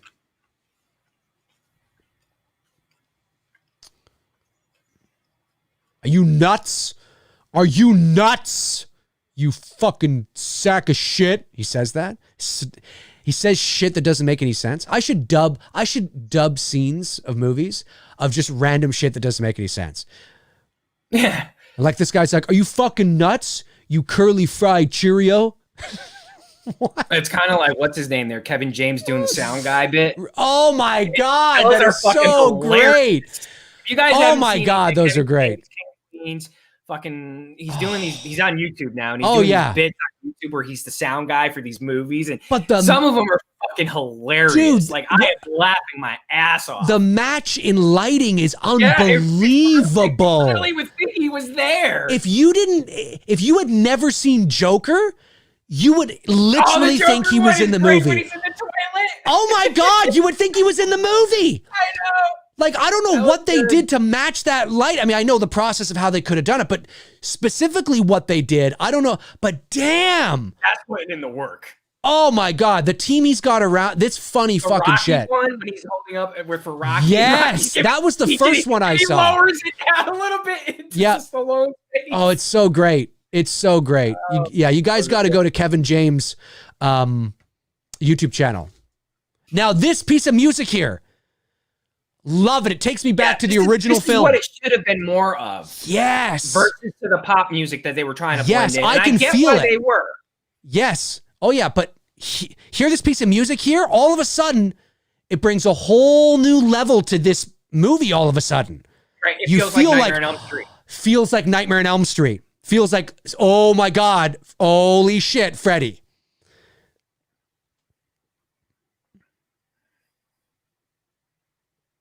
And then, of course, they go away with it. Yeah, it's like a weird love-hate relationship with this film. Like, I don't hate it. You know what I mean? I don't hate it either. Because the kills are so good. It's just the story is not. It's not a strong story. No, it's really not my a only strong. complaint. Yeah, it's not a strong story, and because the visuals here are just fucking great. They're fun to watch. Yeah. Like I said, like I don't loathe this movie, but I don't like the movie. But I can't say that I hate the movie. It's just kind of again. Yeah. See, it's like too much of it. Like I don't mind like one or two hit songs in there. That's cool, especially if it fits the girl who the Tori look, the Saved by the Bell Tori. Like when she's working out, it fits in a moment like that. Well, and sorry, dude. Yeah, you're right. But the music is also coming. But the music is also coming from her ghetto blaster. Right. So I mean, it makes sense. It's in the space. It's actually in the space. It's not part of the musical score of the movie. Like when Nancy was getting ready, right? When she was getting all set to take on. It was a steady tempo. Nothing like this. No, but it wasn't a pop track at all. It was like a, what was it? It was like a. Like just kind of a steady tempo. There was something. I forget what it was. I'm rattling in my brain right now. I forget what it was, but yeah, no, I hear you. I hear you. Just checking to see if we have any super chats. Now, this sounds like something that like Motley Crue recorded for the freaking movie. Yeah, I don't like using pop shit in horror movies. Super she's chats. Totally 80s right now. Ripped up jeans, boots, leather coat. Yep. Howard D sends a super chat. Thank you, buddy. Says, we already got that one.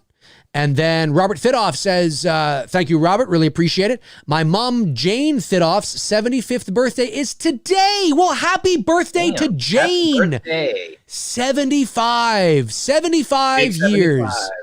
The wisdom your mom must possess. Yep. Your wisdom, the wisdom your mom must possess. Happy birthday, Jane.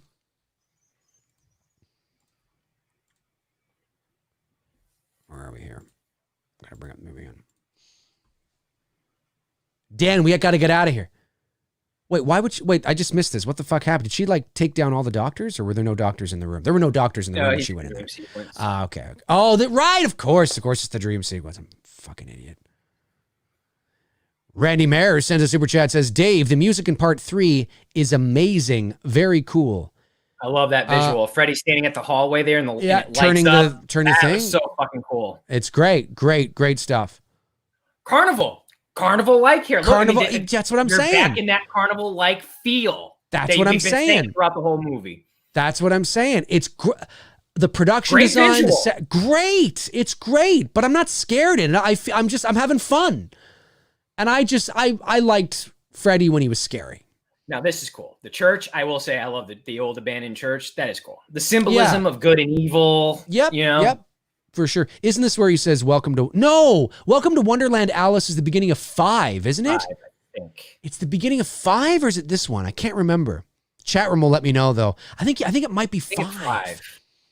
Like he comes back and he's like, oh, no, no. No, I think it is this one. I think.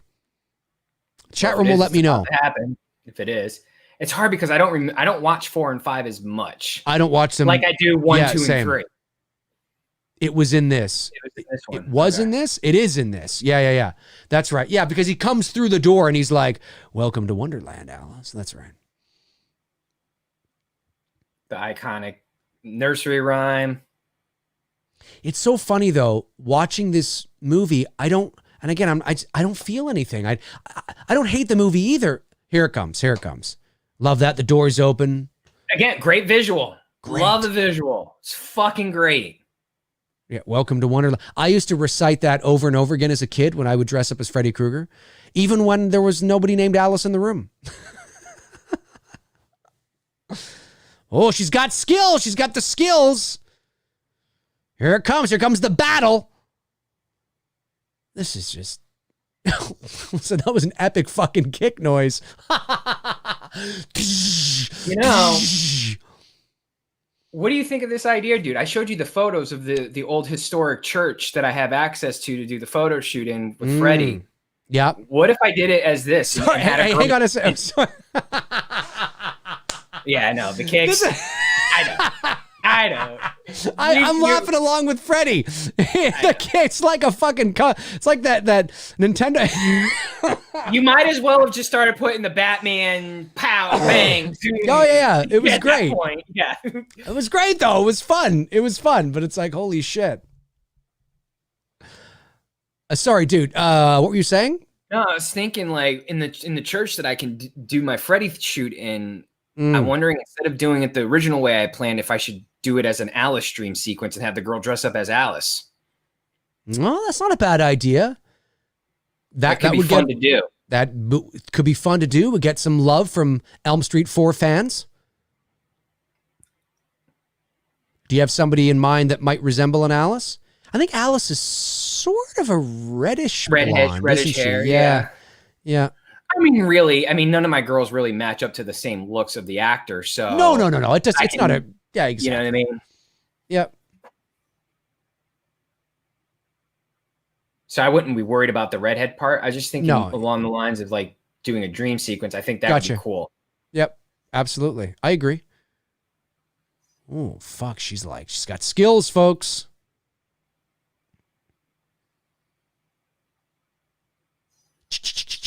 I love that. Fucking love that. The focused on the glove, out of focus, Alice in the background.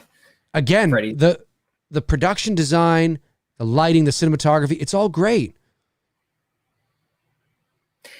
Folks, some of you got on my case about that for the photo I did with the girl out of focus in the background and it's focused on the glove. Really? Why would they get on your case? Because they thought it was inaccurate. In this sequence here, like in a lot of other Nightmare on Elm Street films, when the glove is focused on and the person's in the background, the person in the background is always going to be slightly out of focus. But the point, the goal should be is you should be able to make it out who that is in the background without them in complete focus. Mm-hmm. Just like we saw here between the back and forth between Kristen, Alice, and Freddy. Yeah. And I like Eternal. that. There's a lot of good one lines, dude. That's it. I think I know who I'm going to ask to do this. I'm going to do that. I'm not going to do it to this extent as far as full set, but it'll be enough. Yeah. Oliver Mercer sends a super chat, says, "Hey, Dave and Tony, do you have a nightmare that has stayed with you both that really has scared you?" I haven't, but I used to have a reoccurring dream as a kid that Eddie, Iron Maiden's mascot, was chasing me. Great mascot. Great mascot. But I haven't had that dream in like 30 years or over 30 years. Oh, the souls. Yes, yes.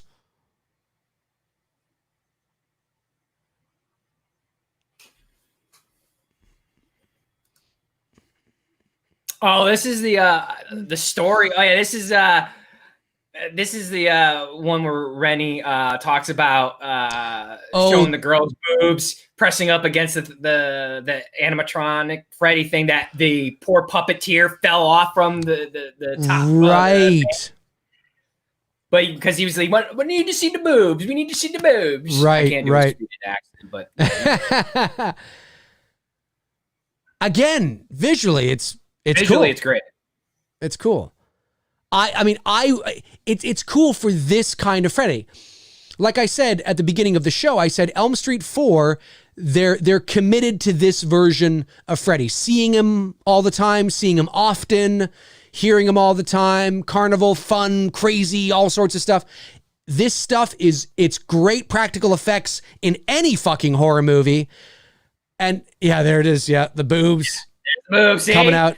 But it's great. It looks great. It's fantastic. I mean, it's great. If you are committed to making this your it's great shit, like I said, but I have to watch it within this context. Yes. You know what I mean? I got to watch, okay, this is Elm Street now. It's the fun, cool, crazy, not, yeah. Thank you.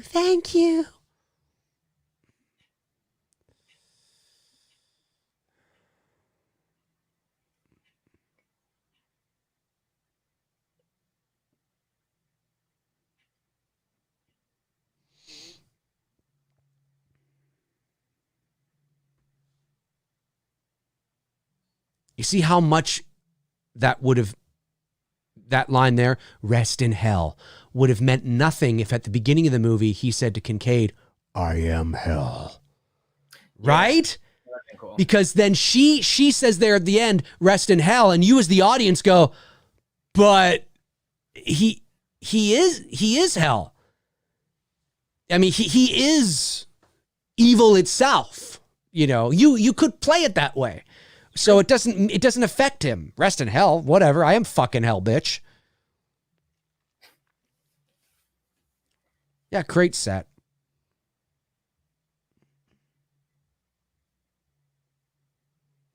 Isn't this where she sees the reflection in the water at the pond? Or here, like that. Yeah, here at the fountain. Yeah, she just sees a bit of the reflection.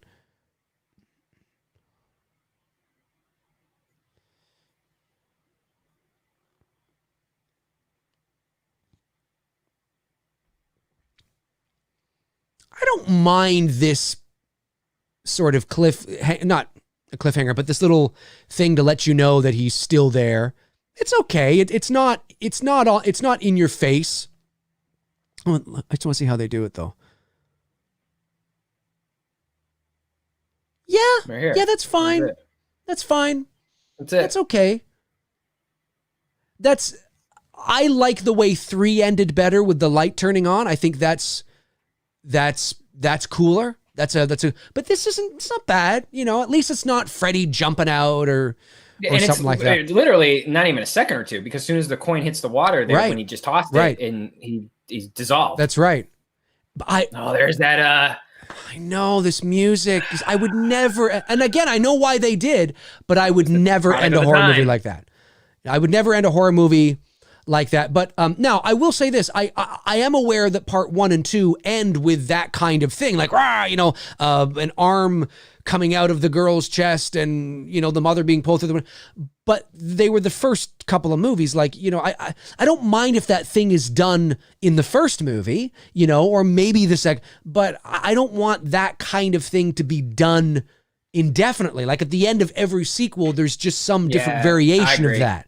You know what I mean? Where it's like, okay, so in part 1, we get the mom being pulled through. In part 2, we get the hand coming out. In part 3, instead of the light turning on, let's say we get Freddy coming out of the wall, and then it cuts to black, and then no, don't keep doing that. Have something a little more nuanced, a little more eerie and subtle that leaves you kind of going, oh, I don't know. You know what I mean? So I prefer the way 3 ended, but this is not bad. But yeah, I hate oh my God, the music. One of the main reasons why I don't like this, and again, there's business reasons why they do this, obviously. Yeah. But from an artistic perspective, the main reason why I don't like horror movies beginning with rock music or pop music or ending with it is because as somebody who loves horror films, I love leaving the theater still, if it's a really good horror film, I love leaving the movie theater or finish watching it at home, wherever, still feeling what I have felt through the movie. Mm-hmm. Like, for example, Blair Witch Project ends, and then you just hear that sound. That's it. And it's just the credits rolling. Can you imagine at the end of Blair Witch, right? You see the guy in the corner, the camera falls. You hear like Nirvana come on. And then all of a sudden, yeah, it'd be like type of 90s grunge shit. Yeah. Yeah, it takes you out of it. I want my audiences to still feel it as they're leaving the theater and walking down the hall, and as they exit the doors, they're still feeling the atmosphere. They're still feeling the movie. I don't want there to be a break from the, say it cuts to black, right? Like, yep. And then it's quiet. I'm like, no, let them still feel it. So maybe it cuts to black, and then you hear like, and then maybe like something, some weird, creepy music, it keeps you there, keeps you in the movie. That's why I love it, and why I don't like when they cut to pop music. Like they ended it here. Well, that, yeah. Keeps you in the movie.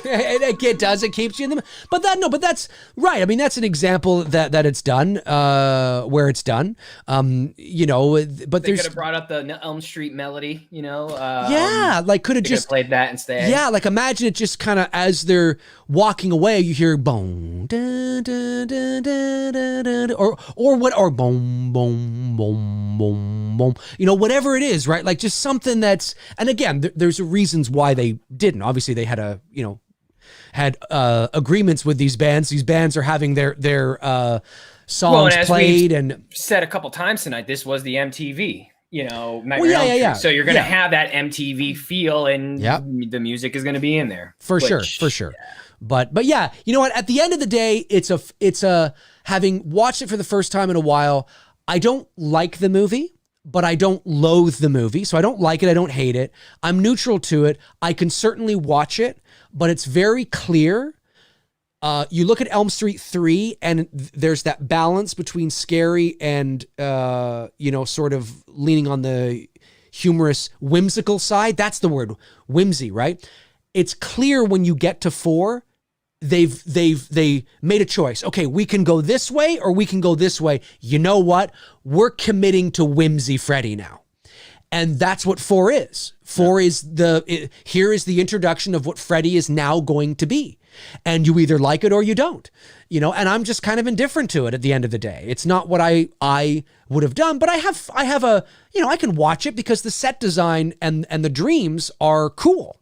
You know what I mean? So yeah, that's A Nightmare on Elm Street for the Dream Master, man. That's what it is. That's what it is. That's what it is, man. And I think you're kind of in line with what I think, right? Like you don't like it, you don't hate it. You're just kind of like, yeah, just have fun with it. Yeah, it's You know? just, whatever. It is what it is, but it's certainly not It's not one I my watch preference. a lot.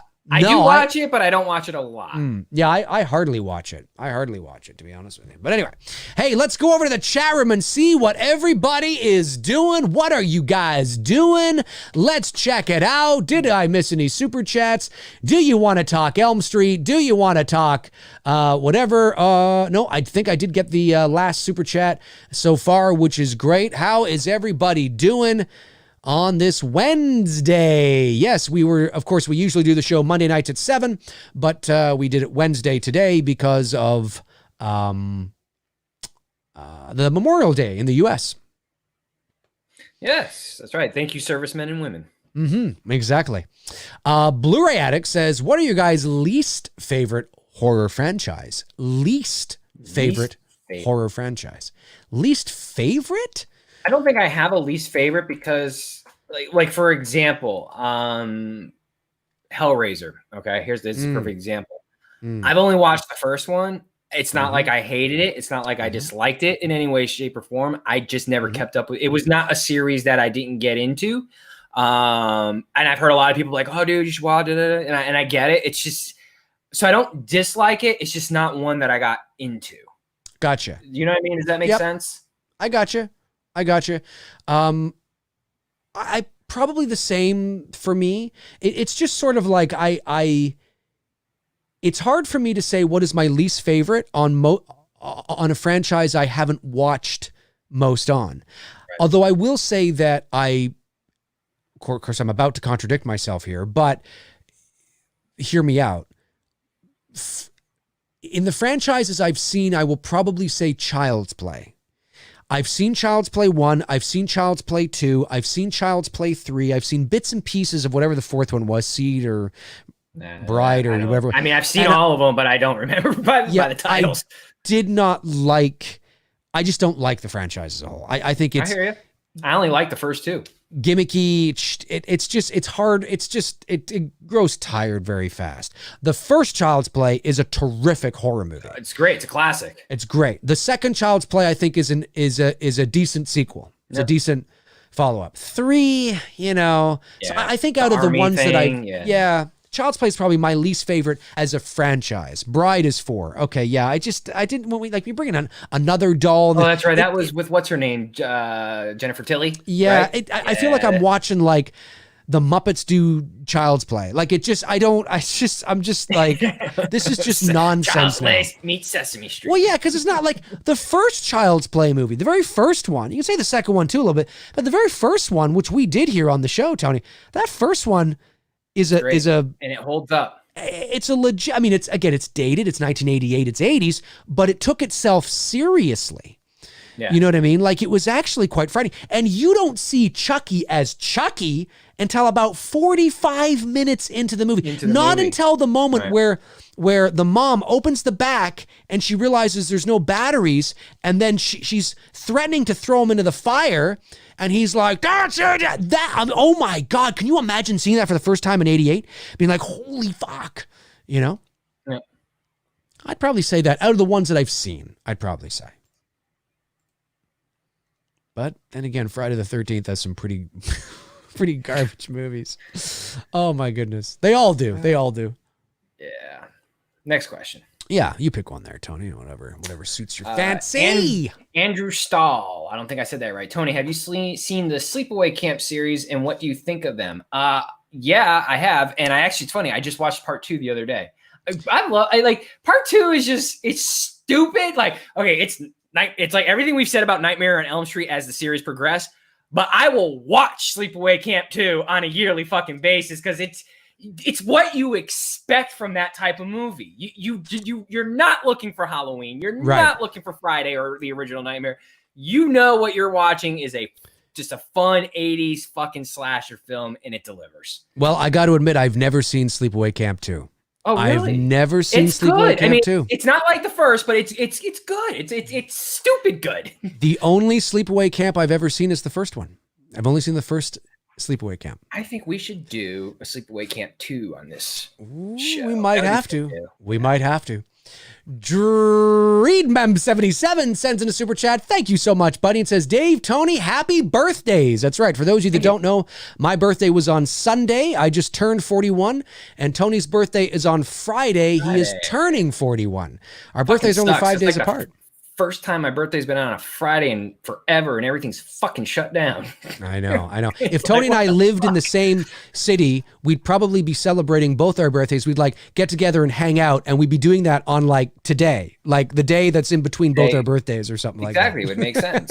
And we'd be doing it properly. We'd be like 12 feet apart from each other. Because, we don't want to piss people off. That's right. Exactly.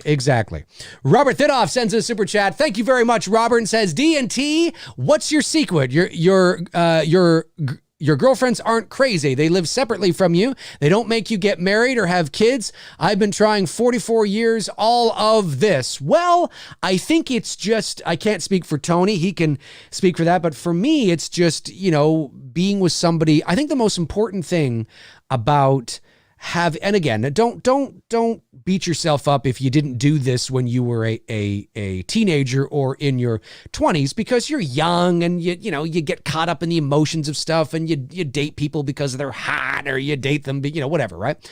But as you get older, I think it's so important to find somebody that if you don't want to have kids, if you really don't want to have kids, and the girl you're dating really does want to have kids, what the fuck are you guys doing? Because it may not. No, don't worry. Oh, it's not a big deal. Yeah, because you're caught up in the emotions of it. She's hot. She thinks you're hot. You're on that. There's that honeymoon phase where things are hot and things are. But eventually, at some point, that's going to wear off, and the thing's going to, and it's like, yeah, but I don't want to get married, but I want to get married. And then you're caught between a rock, in a hard place. I think it's so important out of the gate, especially when you get older, to be like, hey, this is to find others who share the same, like, okay, hey, I don't want to get married. You don't want to get married either. Well, that's good. I don't want to have kids. Hey, you don't want to have kids. Hey, that's great. Fine. Because they're out there. They are, especially today. I mean, maybe 30 years ago, it was a different story. But today, there are far more and more women and men who, if that is your desire, that feel the same way. So the point I'm making is I just think it's important that when you get involved with somebody from the very beginning, to be very, very clear on what you want. And if it is the polar opposite, and I don't mean you have to say that on the first date, you let it organically, you naturally discover those things about each other, but you be honest. You don't pretend because she's hot or, whatever the case is. You're honest and upfront. This is what I'm looking for, and sometimes it doesn't work out because the other person's not looking for that.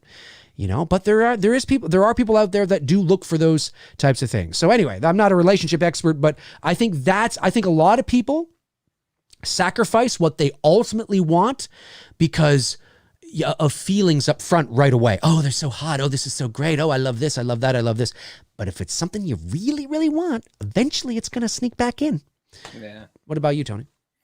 I've only had a couple try to convince me they were going to change my mind on that, and then they gave up because they realized I wasn't going to change my mind on the whole family life and kids. Like I've known for, my God, since I was in my 20s, like I just don't want kids, man. I don't want that responsibility. Marriage never really did anything for me. Like just like it's a piece of paper. You know what I mean? Like I'm very content with a companion, like a female companionship, living together, doing the whole thing like that. I'm totally cool with that. Just the whole legal part of being married, because then it just turns into a nasty thing afterwards if you should end up in a divorce. And like, I just want to avoid all that fucking headache and aggravation. Clean break. You go this way, I go this way. Good times. Great. All right. and move on to the next. Yeah. I know. I hear you. It's so important to, I never wanted kids. I never wanted to get married. I'm very married to my passions in life, and I'm very married to what I want to do. And there's nothing more, you can call it selfish if you want, but I think it would be selfish to have children when I really don't want to. you know, and it's that selfish, you know, knowing what you want and then committing to that is actually incredibly responsible. Either way, you know, whatever way you go. And for me, there's nothing better than, for me, being out all day at a studio in Toronto, you know, working on whatever it is. It's a long day, and I get home and I come home to nothing. And I come home and it's just my cat, or maybe my girlfriend's over or whatever, but there's no kids. Listen, I think it's wonderful. But see, at the same time, some people, it depends on who you are. It depends on your personality. There are some people that love being able to come home to the family, to the children, dad, you know, mama. And I think that's great. Most of my friends have kids. I play Uncle Dave all the time. I mean, I think that's wonderful. It's just not for me. And I think I've made the right decision, especially at 41. I've made the right decision based on that. But I think kids are great. I don't have anything against kids. It's just not, you know. You know what's funny is I actually look at the way I treat my photos and the stuff that I create as like almost being a parent that's protective of, you know, the people that I work with on the shoots, and, you know, the time that I've invested into it, the money that I've spent on it, and just it's a very similar parental like feeling that I have towards that because of the amount of work I do put into it. Look, I'm not comparing taking pictures and doing horror themed photo shoots as being a parent. No, but as far as, you know, just being protective of it because of how hard you work at it, I sort of understand it, but I can't even imagine. I can't even imagine bringing a kid into the world right fucking now with all this batshit craziness going on. Like, I hear fuck no. I hear you. Hey, a bunch of super chats came in. Let's see if we can get them here. Yes, I did see that. Oh, wait a minute. Did I? Yeah, there was like 5 or 6 that came in. Did I? Did you just delete them by mistake? No. I didn't delete them, but Dave, happy birthday. No, we got that. Oh, I guess Robert. It starts with Sweet Tea and then Filmatic. I don't think I got the end of Dread Mem 77 Super Chase. It says, Dave, Tony, happy birthdays. And then I don't think I read the rest of it. This film feels like a very 80s film, dude. Much like H2O feels very much like a 90s movie, very much a product of their time. Sorry, I didn't read the rest of your thing there. I got caught up in the birthdays, and I do agree with that. Very much. Robert Thidoff. Oh, yeah, and I didn't read. Sorry, I did move on to Robert. Oh, maybe I missed. That's weird. Anyway, I got the tail end of Dread Mem's 70. Dread Mem be good. 77. Good. I think we should be good now. Robert Thidoff, I got Sweet Tea right. For the channel, my friends, happy birthday to you both. Thank you so much, Sweet Tea. Really appreciate that. Really, really appreciate that. Great support of the channel, Sweet Tea is. The Film Addict sends a super chat and says, I know you guys don't watch wrestling anymore, but have you ever seen the series Dark Side of the Ring? No, I have not. I actually just watched the episode of the Owen Hart death here. Okay. Ago. I've never heard of this. They covered the Benoit tragedy, Macho Man, Road Warriors, Owen Hart, and many others. I'll have to check it out. It's cool. I mean, it's covering some tragic shit that happened, but sure, you know, it's good. But it's okay. I will have to check that out. I should say that. Frank Riker sends in a very generous super chat. Frank, you're amazing. Thank you so much, buddy. Says D&T just got done hosting of Frank. I love that Frank contributes to the channel with these witty comments. Dave and Tony just got done hosting the filth off hosing. Just got done hosting the filth off Blum, and he told me about the flashback. Apparently Myers is coming around a corner where Loomis clotheslines him and does a Hogan leg drop yelling Loomis and disappears into a stretch car. But wait,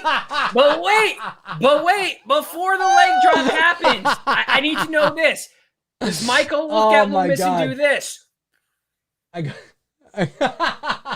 then does he start doing this shit? Oh my God. To nobody in fucking Haddonfield. Oh my God. That was great. I gotta get here. There we go, Frank. Sorry, I was looking for my rim shot there. That's funny. By the way, I did, however, read the shit that they were going to do about the changing the ending. Did you see the link? Are you fucking kidding me? Like, what in the, you would have, if you think people hated this movie, if they had done that in this film, this would be probably the most hated Halloween. I'm telling you, if that's what they put in the fucking movie. Yeah, and to be fair, I mean, it was apparently and this is coming from Bloody Disgusting. I mean, they are essentially like the Hollywood Reporter of horror. They're reputable. And right. It doesn't mean that they don't get things wrong or things, evolve. Information evolves all the time. But certainly coming from Bloody Disgusting, that's a it's a good bet. And how this came about was, I forget who it was, but somebody made a comment on one of my McRae lives a week or so ago and said, Dave, you keep talking about how the beginning of the 2018 film was going to be very different and how they were going to change the ending of the first movie, and how you keep talking about how Loomis was actually going to die and Laurie was the one that was going to shoot Michael 6 times off the balcony and blah, blah, blah. Just even thinking of that. Right. And this person was saying that's not true. It is true that they were going to reshoot the ending of the movie, but it was just going to be reshooting the same scene from a different point of view, which is also true, by the way.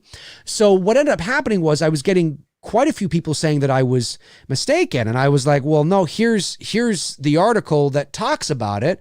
I would never have said it if I was not certain. Source, no, I never would have done that. And I certainly, if I wasn't sure, I mean, you guys know me, I would have at least prefaced my comments like, I'm not 100% sure, but I believe, I mean, you hear me say that all the time, right? But if anybody knows, comment below. And yeah, you're not the one who's just going to fucking report on bullshit. No. I remember this. It was an article from Bloody Disgusting. I put a link in my community section on YouTube. You can go there, scroll down, you'll see it.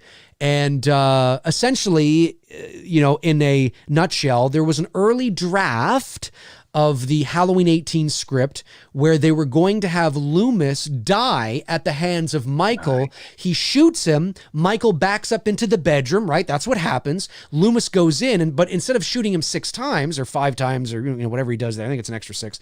No, I think it's, whatever the hell it is. I know it's 6 times, but it's different from 1 and 2.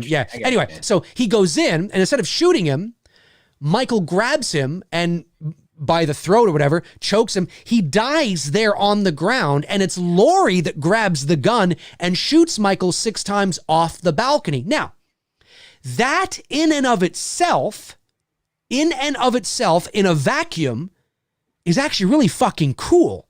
That's a fucking cool ending to a movie. If the other movie didn't exist. Right. If there was no movie before that, that's a cool ending to a movie in and of itself. But that doesn't make any logical sense because you literally have the ending of Halloween 1978 already there. Like you render can't change it. You can't change it. No. You render every copy of Halloween completely obsolete. Not only is it unbelievable that it was an idea. Okay, ideas are tossed around. Okay, it made it into an early draft. It was written in. Now it changed, thankfully. And Carpenter played a big role in that, which is like, why are you changing the ending to my movie? And the real reason why they wanted to do it, I think they were trying to kill a couple of birds with one stone, which is essentially, well, we want to recap, bring people up to date. Okay. But you don't need to have a reason why Loomis is dead. See, this is what's so crazy is that why do you have to kill Loomis? It's 40 years later. Loomis would be like 95 anyway. Would have died of natural causes, probably. That's it. He's just dead. It's not like it takes place the next day or a year later. It takes place 40 years later. So killing him in the movie is irrelevant. It doesn't make any sense. Just open 40 years later and just say that he's dead, like you did. It doesn't make any sense. So that was actually, now they didn't do that, right? There's a number of reasons why they didn't. And I'm not saying that, I'm sure there's, but that's real. And that was an idea that was in a very early draft, according to Bloody Disgusting, who got their hands on the evidence, who did the interviews, poking around. It was real. And that's what that was all about. Resurrection would have been a better movie if they did that shit. Oh, if they did that shit, and if that was the first, dude, I would have got up and walked out. If that was the opening to Halloween 2018, I would have got up and said, no, fuck this bullshit. I'm done. I just would have sat there and thought, I don't understand the the logic behind it. Right. You can't say Laurie was dreaming that happened. No, you know what I mean? It happened. Right. And you literally just rendered every single copy of Halloween 1978 obsolete. Like, I don't. Yeah, no, Not only that, but you take away one of Donald Pleasant's most iconic moments as Dr. Loomis in the movie when he looks over that balcony with that expression. Yes, that. You know what I mean? You lose that. Are you kidding me? You do. And, well, because it was probably going to be Laurie that was going to look over, see that he's gone, and they wanted to draw, like, the parallel. It's Mary Sue Ray Skywalker Laurie. You render the arc obsolete as well. You render that moment, it was the boogeyman. As a matter of fact, it was. That completes the arc of that film. Anyway, we can go on and on about that. But yeah, that was a real thing. That was a real thing. I never would have said it if it wasn't. I wouldn't have done that. Let me see here. A couple more super chats came in. Code Gaming 238724. Thank you very much for the super chat, buddy. Really appreciate it. Says, hey, Dave and Tony, do you think Halloween Kills will be more violent than Halloween 18? Just messing with you. Okay, I was just about to be like, Code, we've got this. No, it's just that Code Gaming 238724 is making a joke about how I get asked a lot of the same Halloween questions a lot. Yeah, no. So he's just, and I get that I can't hide how many times, but I'm like a champ, man. I answer it without losing any stride, like as if it's the first time I've ever answered it. Because sometimes maybe it's the first time they're tuning in, right?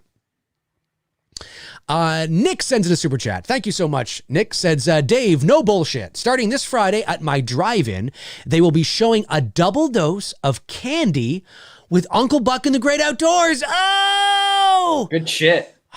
I think we're going to see a resurrection of drive-ins. No pun on the resurrection, but I think we're going to see them. You know what I mean? I really do. I think that is going to, because the Miami Dolphins, they're turning their stadium into a drive-in when it's not being used. They're going to show movies and concerts and all that stuff like that.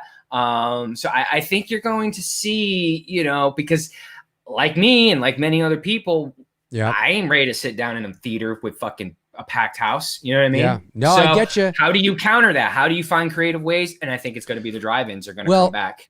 My thoughts on that, I think drive-ins, you will see a surge, especially this summer, but that's also because theaters are either closed or running at a limited capacity. Right. Right. So I think once theaters start to run at a regular capacity, I think it will at the very least even out and then surpass it again naturally. I think it will. But the good thing about this is that for the businesses of drive-in theaters, there's an opportunity for people to go to the drive-in who've never been. Yep. Right? That's true. Who've never experienced that. It's a great opportunity. There's a generation out there that have never experienced that. 100%. It's hard to believe, but it's exactly. True. And it's a great opportunity for moms and dads to take their kids to drive-ins, be like, hey, we used to go watch movies like this. You know what I mean? So I think you will see an uptick, a spike, but I don't think it's like once things get back to normal, whatever that is, I don't think the drive-ins will be like, flourishing like they did, years ago. But a little bit, a little resurgence. A little resurgence, especially this summer, for sure. Yeah. Let me see. Got a super chat from Nathan Oswald. Nathan Oswald says, Gents. Yeah, you take it away, Tony. You say that. I would love it if you guys watched Top Gun. Actually, we were. That was gonna come like right in probably because originally Top Gun 2 it was due to come out, but because of the whole pushback on the release, I think Dave would agree. We're probably just gonna hold off until it gets closer to Top Gun 2's release to do a Top Gun night. So that it's coming. It's for sure. Yep. No, I couldn't have said it better. Yep. Zach Axiola says, Dave, I think, I like to think that, oh, by the way, in regards to the John Candy double feature at the drive-in, I think that's amazing. I did on my McRae Live the other day, I did my top 5 favorite John Candy films, and they were in order: 5, Only the Lonely. Yeah, that's right. And you did. I haven't watched that. I watched your Kurt Russell one. Yeah. I was surprised on a few, but if I Were you won't spoil it surprised for on a those few? who haven't seen it, you should watch it. But yeah. Well, my John Candies were, my number 5 was Only the Lonely. My number 4 was Who's Harry Crumb. My number 3 is Uncle Buck, which tends to be a lot of people's number 1, but it's great. Uncle Buck's great. My number 2 is The Great Outdoors, and my number 1 is Planes, Trains, and Automobiles. Well, it's funny because my number 1 would be The Great Outdoors. My number 2 would be Uncle Buck. My number 3 would be Planes, Trains. Planes, Trains. Fascinating. Yeah. 2 honorable mentions. Splash is also good too. It's good, but I don't consider that a candy movie, right? Candy like Hanks. In the same, you know what I mean? Yeah. It's the same as that I don't consider Vacation a John Candy movie just because he has a cameo at the end of the movie. Right. Or I don't consider JFK a John, Candy film because Daddy. He plays that. Yeah, like it's I don't consider that. It's for something to be Daddy-o a lot. I think he did. He did. I was like, man, what are you having John do? You keep having him say Daddy-o. That's right. But yeah, honorable mentions were Cool Runnings and Summer Rental. Cool Runnings. That's right. That was a great movie. That was a great movie. Let's see here. A John Candy movie right now. Oh my God, yes. Yeah. We definitely could use a John Candy movie right now. Let me see. Michael Myers says, what are your thoughts on Christopher Nolan's The Dark Knight trilogy? I loved it. I thought it was great, but I'm in the minority, I think, now it's not that I don't like The Dark Knight. I think The Dark Knight is fantastic. But I remember, and maybe my feelings will change, but about 3 or 4 years ago, my girlfriend and I, maybe it was a bit longer than that, we sat and watched all 3 Night Rises, like all in the same day. Like we started at like 11 and we ended at 7 at night or something like that. Yeah. Maybe we took like a break in between to get something to eat or something, but we did that. And at the end of that, after watching all 3 in a row, I actually found myself, I think I like Batman Begins the best. I think I do. I think it's my favorite out of the 3. Now that doesn't mean The Dark Knight's not great. It is great, but I don't know. I remember at the end going, I think I kind of like Batman Begins the best. I don't know. What about you, Tony? I have all 3. I don't watch them that much. I'm not a fan of the last one. That was the Bane one with Tom Holland. Not Tom Holland. Tom Hardy. Tom Hardy. And what's her name there? That's in Interstellar with McConaughey. Oh my God, what's her name? She played Catwoman. Anne Hathaway. Anne Hathaway, thank you. Yeah, I wasn't really a big fan of that one. Dark Knight was, really, I love Ledger's performance. Ledger's performance as Joker he was great. Is one of the most iconic performances in cinema, next to obviously Joaquin now. Yeah. And Batman Begins was cool, but honestly, I'm still OG, man. I lean more to the first 2 Keaton Batmans. I watch those on a yearly basis, Batman and Batman Returns. I honestly don't watch Nolan's trilogies that often. In fact, it's got to be close to a decade since the last one came out, right? Yeah. Yes. The 2012. Dark Knight. So that's about right. Maybe 2013. That might've been around the last time I watched those films. Don't watch them that much. That's hard to believe that it's 2012. Was The Dark Knight Rises. Wow. That was Conjuring. Conjuring came out around that time. 13. Around that time. It's hard to believe that we're already 7 years removed from The Conjuring coming out. It's crazy. Oh. Time goes by. I notice our stream restarted in terms of the clock. So I don't know if there was a dip or if people lost us for a moment. I don't know. Everything looks okay. We're still live, but for some reason... Quick glitch in the Matrix. A bit of a glitch, and it took us Neo's back a bit. fucking around. Stop fucking around, Neo. Go hang out with Morpheus. Let's go for another 10 minutes. We'll take this to 9:30. Sounds good to me. Fliner. That's how I'd say it. Fliner Skinner? Could be Fliner. Thank you for the super chat, buddy. Digital or hard copy when you buy movies? For me, I'm a physical media guy, but I know Tony's digital. Except for my VHS collection that I will always hang on to because I love having like a Friday night movie night and just popping in an old VHS.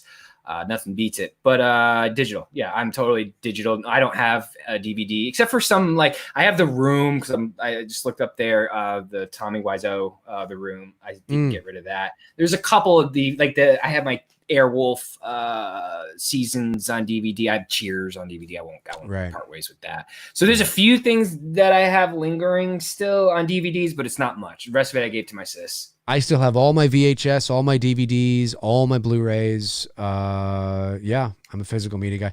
Darren Sands, one of my great moderators, Darren Sands from the UK, says, we cut out for about 5 seconds. Oh, okay. Oh, yeah, I figured we did. Yeah, we're back, though. Everything seems to be okay. All right. Yeah. Something, a little glitch in the matrix. Lee Bowers says, Dave, are you and Tony getting Jaws on 4K coming this Tuesday?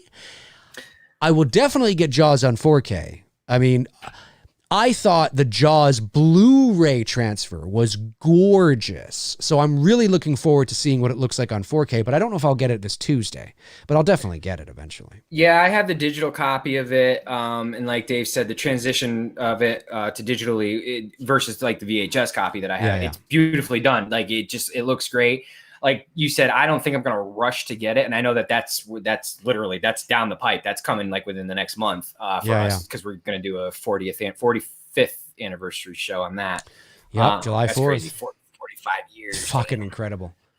And we just passed Kubrick's 40th anniversry on The Shining. Weekend. Yep. Which just so we are going to do that. But Dave and I said we're going to wait till it's more winter time for the setting, late fall. So, yep. Yeah. Zach Axel says, Dave, you were about to answer my question, but got interrupted.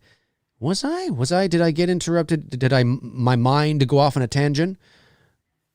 Well, you said that, Dave, I like to think that. No, Dave, I like to think the title Halloween Kills. I don't remember that, Zach. I will answer your question, of course, but I don't remember I was about to answer your question. Was I? Zach, I don't remember that.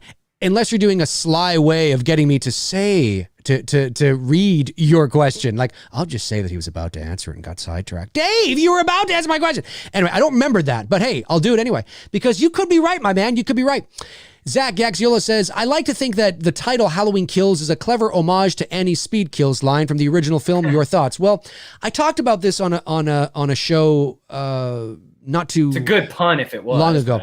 I think it's got a couple of meanings. I think that is part of it. I think that is, but it like Halloween, it is. I don't necessarily think it's a direct play on that per se, but Halloween Kills means like, yeah, Halloween kills. Like in this universe, in this town, Halloween kills, man. It kills to be in this town. It kills to be in this movie. You don't want to be in this town on Halloween. Halloween kills, like crack kills or speed kills. So I think there is that meaning to it, but I also think it means it's telling you that shit's about to get real. That this movie, there's going to be a lot of death.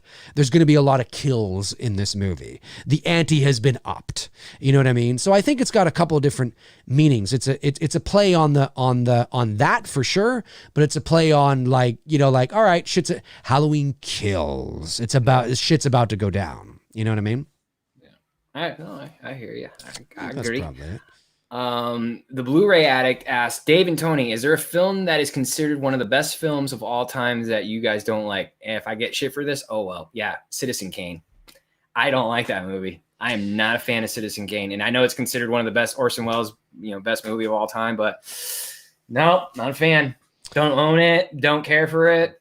I haven't seen Citizen Kane in a long time. Unless Dave forces me to do it on the show. No, I can't remember if it's one I have to watch because I watched it in college when I was in film school. Yeah, it's kind of like everybody has to go through that. I watched it. I also watched Rope in film school as well, the Hitchcock film Rope, which I thought was great.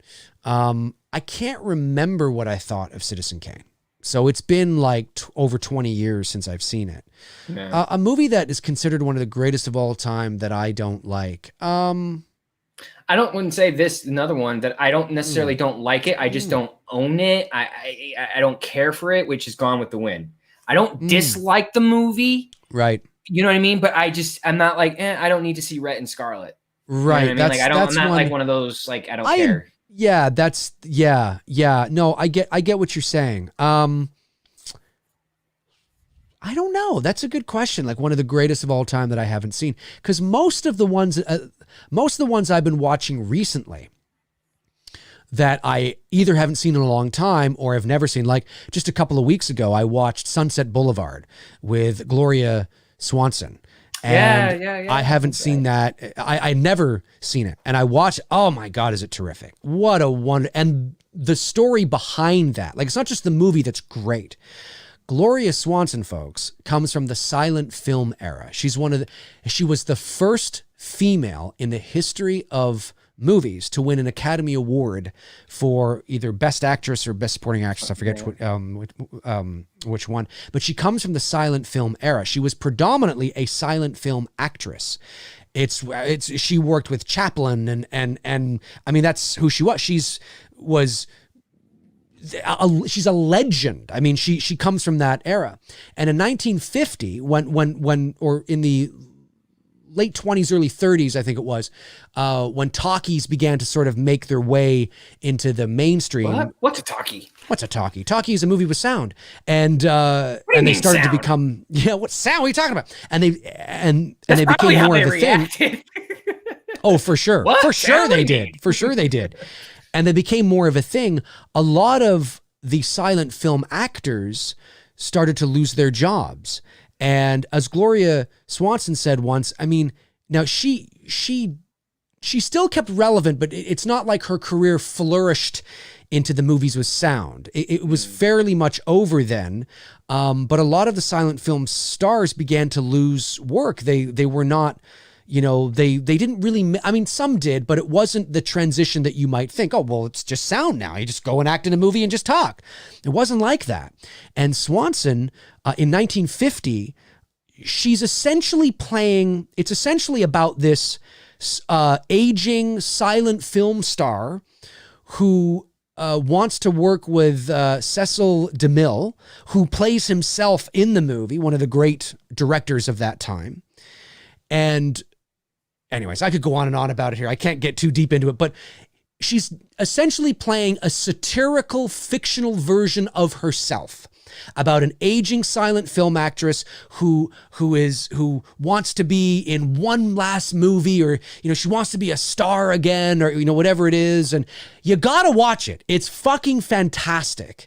But like I said, it's a satirical, fictional version of herself, because Gloria Swanson in real life wasn't that, neurotic, and wasn't that sort of, wasn't quite like she is in the movie. And she's not playing herself. She's playing, I forget her name now in the movie. But anyway, it's a terrific movie, won all sorts of Academy Awards. And I believe it was the last, if I'm not mistaken, it might have been the last movie she did. She did a bunch of TV, like a bunch of bit parts, but I don't think she ever did a major feature after that, if I'm not mistaken, but I could be mistaken there. But a classic, a terrific movie. And so anyway, so there's a lot of old classics that I've watched, like All About Eve, and which is another great movie, and Touch of Evil, and Touch of Evil is a good one, yeah. Whatever Happened to Baby Jane with Bette Davis and Joan Crawford. Oh, fuck, that's a great movie. When I was in LA, I went to the Maltese Falcon. Maltese yes. Falcon. I can't. Yes. Jesus, I can't talk to that. Another Maltese great film. Falcon with yes. Humphrey Bogart. Fucking yes. Great movie. Great movie. When I was Angels in with LA, Dirty Faces with Cagney. Another fantastic. fucking great movie. Fantastic. Oh yeah. When I was in LA, we went over to the Baby Jane house. It's still there. The house that is the exterior for Whatever Happened to Baby Jane, which was iconic because it was the first time that Bette Davis and Joan Crawford, who were arch rivals. If you want to hear something crazy, read about Bette Davis and Joan Crawford. And like they were like each other's arch nemesis. Like it was bitches got batshit crazy. Oh my God. And batshit crazy. And if there was social media, the Twitter was. Oh, forget it. Oh, if they oh had my God. Twitter, it would be iconic yes. and legendary. Legendary, yes. Like just some of the, again, crazy stuff. And so in when was Baby Jane? Hey, Google, what year was Whatever Happened to Baby Jane? It's 50s. The release date of Whatever Happened to Baby Jane is October 31st, 1962. 62. Halloween, 1962. And black and white film.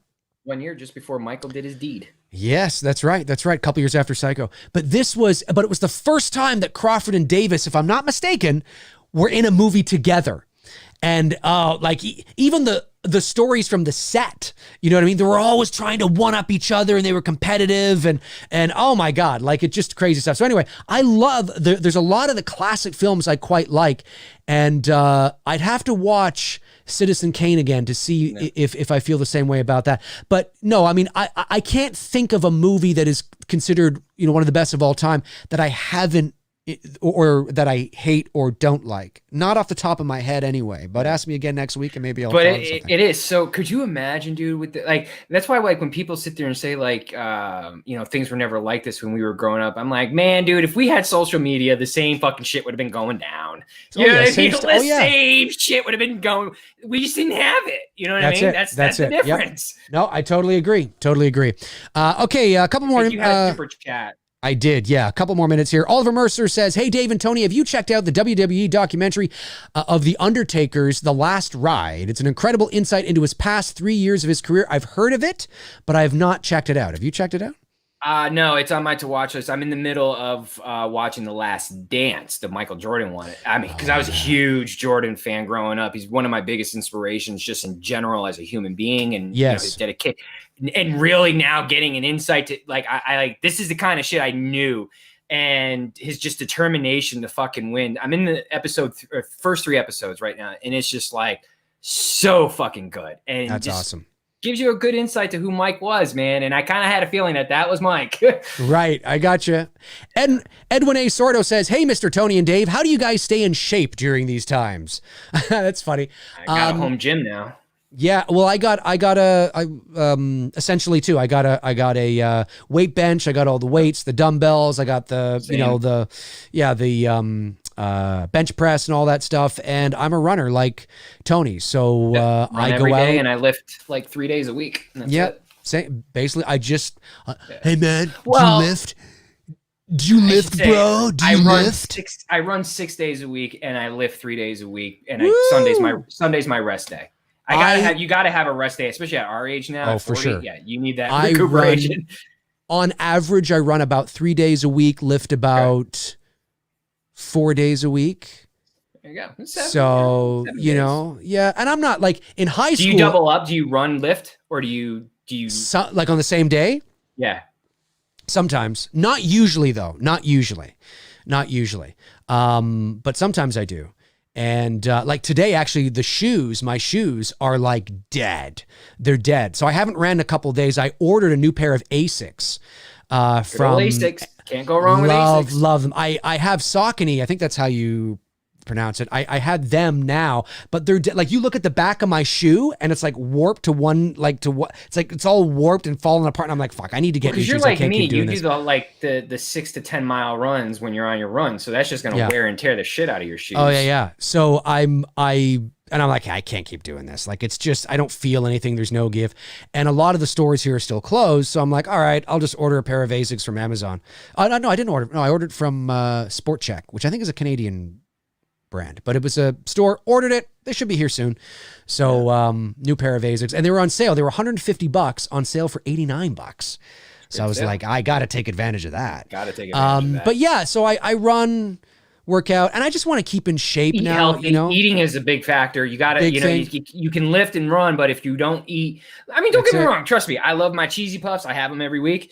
That's my guilty pleasure, and pizza. There you go. But that's about it. I keep it to about that. I don't do it every day. You know what I mean? Especially now at our age, our metabolisms are not the same anymore. I noticed once I turned 37, I noticed oh fuck, well this is different. Drink a milkshake and it's jiggling in my ass for a week, as Adam Sandler once said in Big Daddy. That's it. It's true though. When you all of a sudden wait, what the fuck? Why is this coming off of me? What the hell? You got to work harder. It's intense. In high school, I was shredded, and now I'm not working out to get shredded anymore. I just want want to be toned and fit and just look normal. Strength, just have look, strength, and that's have it. strength. That's it. Yep, 100%. All right, we'll take these last couple super chats here. Let's see. Nathan Oswald says, Dave, please do a conversation between Stone Cold Austin and Dr. Loomis. Oh, hell yeah. All right, well... Hey, I think we should also announce to them what we're doing next week because it's a big one. It's a good one, and it's one we have never talked about at all on the show. All right, we'll do that after this. Here we go. Looking to Dr. Loomis. If anybody wants me to kick his ass, give me a hell yeah! You're not going to kick my ass, you fucking son of a bitch! I don't think you're bloody fuck. Oh shit! Oh shit! He just gets...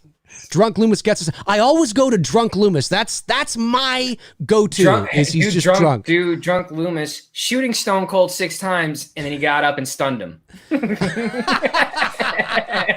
I shot him 6 times. I'm gonna shoot you fucking ass 6 times. 6 times, you little bald-headed fucking goatee piece of shit. There you go. The fuck I'm doing feels great. Feels great to let that exertion out. Chris Baber sends in a super chat to the channel. Thank you so much, Chris. Really appreciate it, my man. Really appreciate it.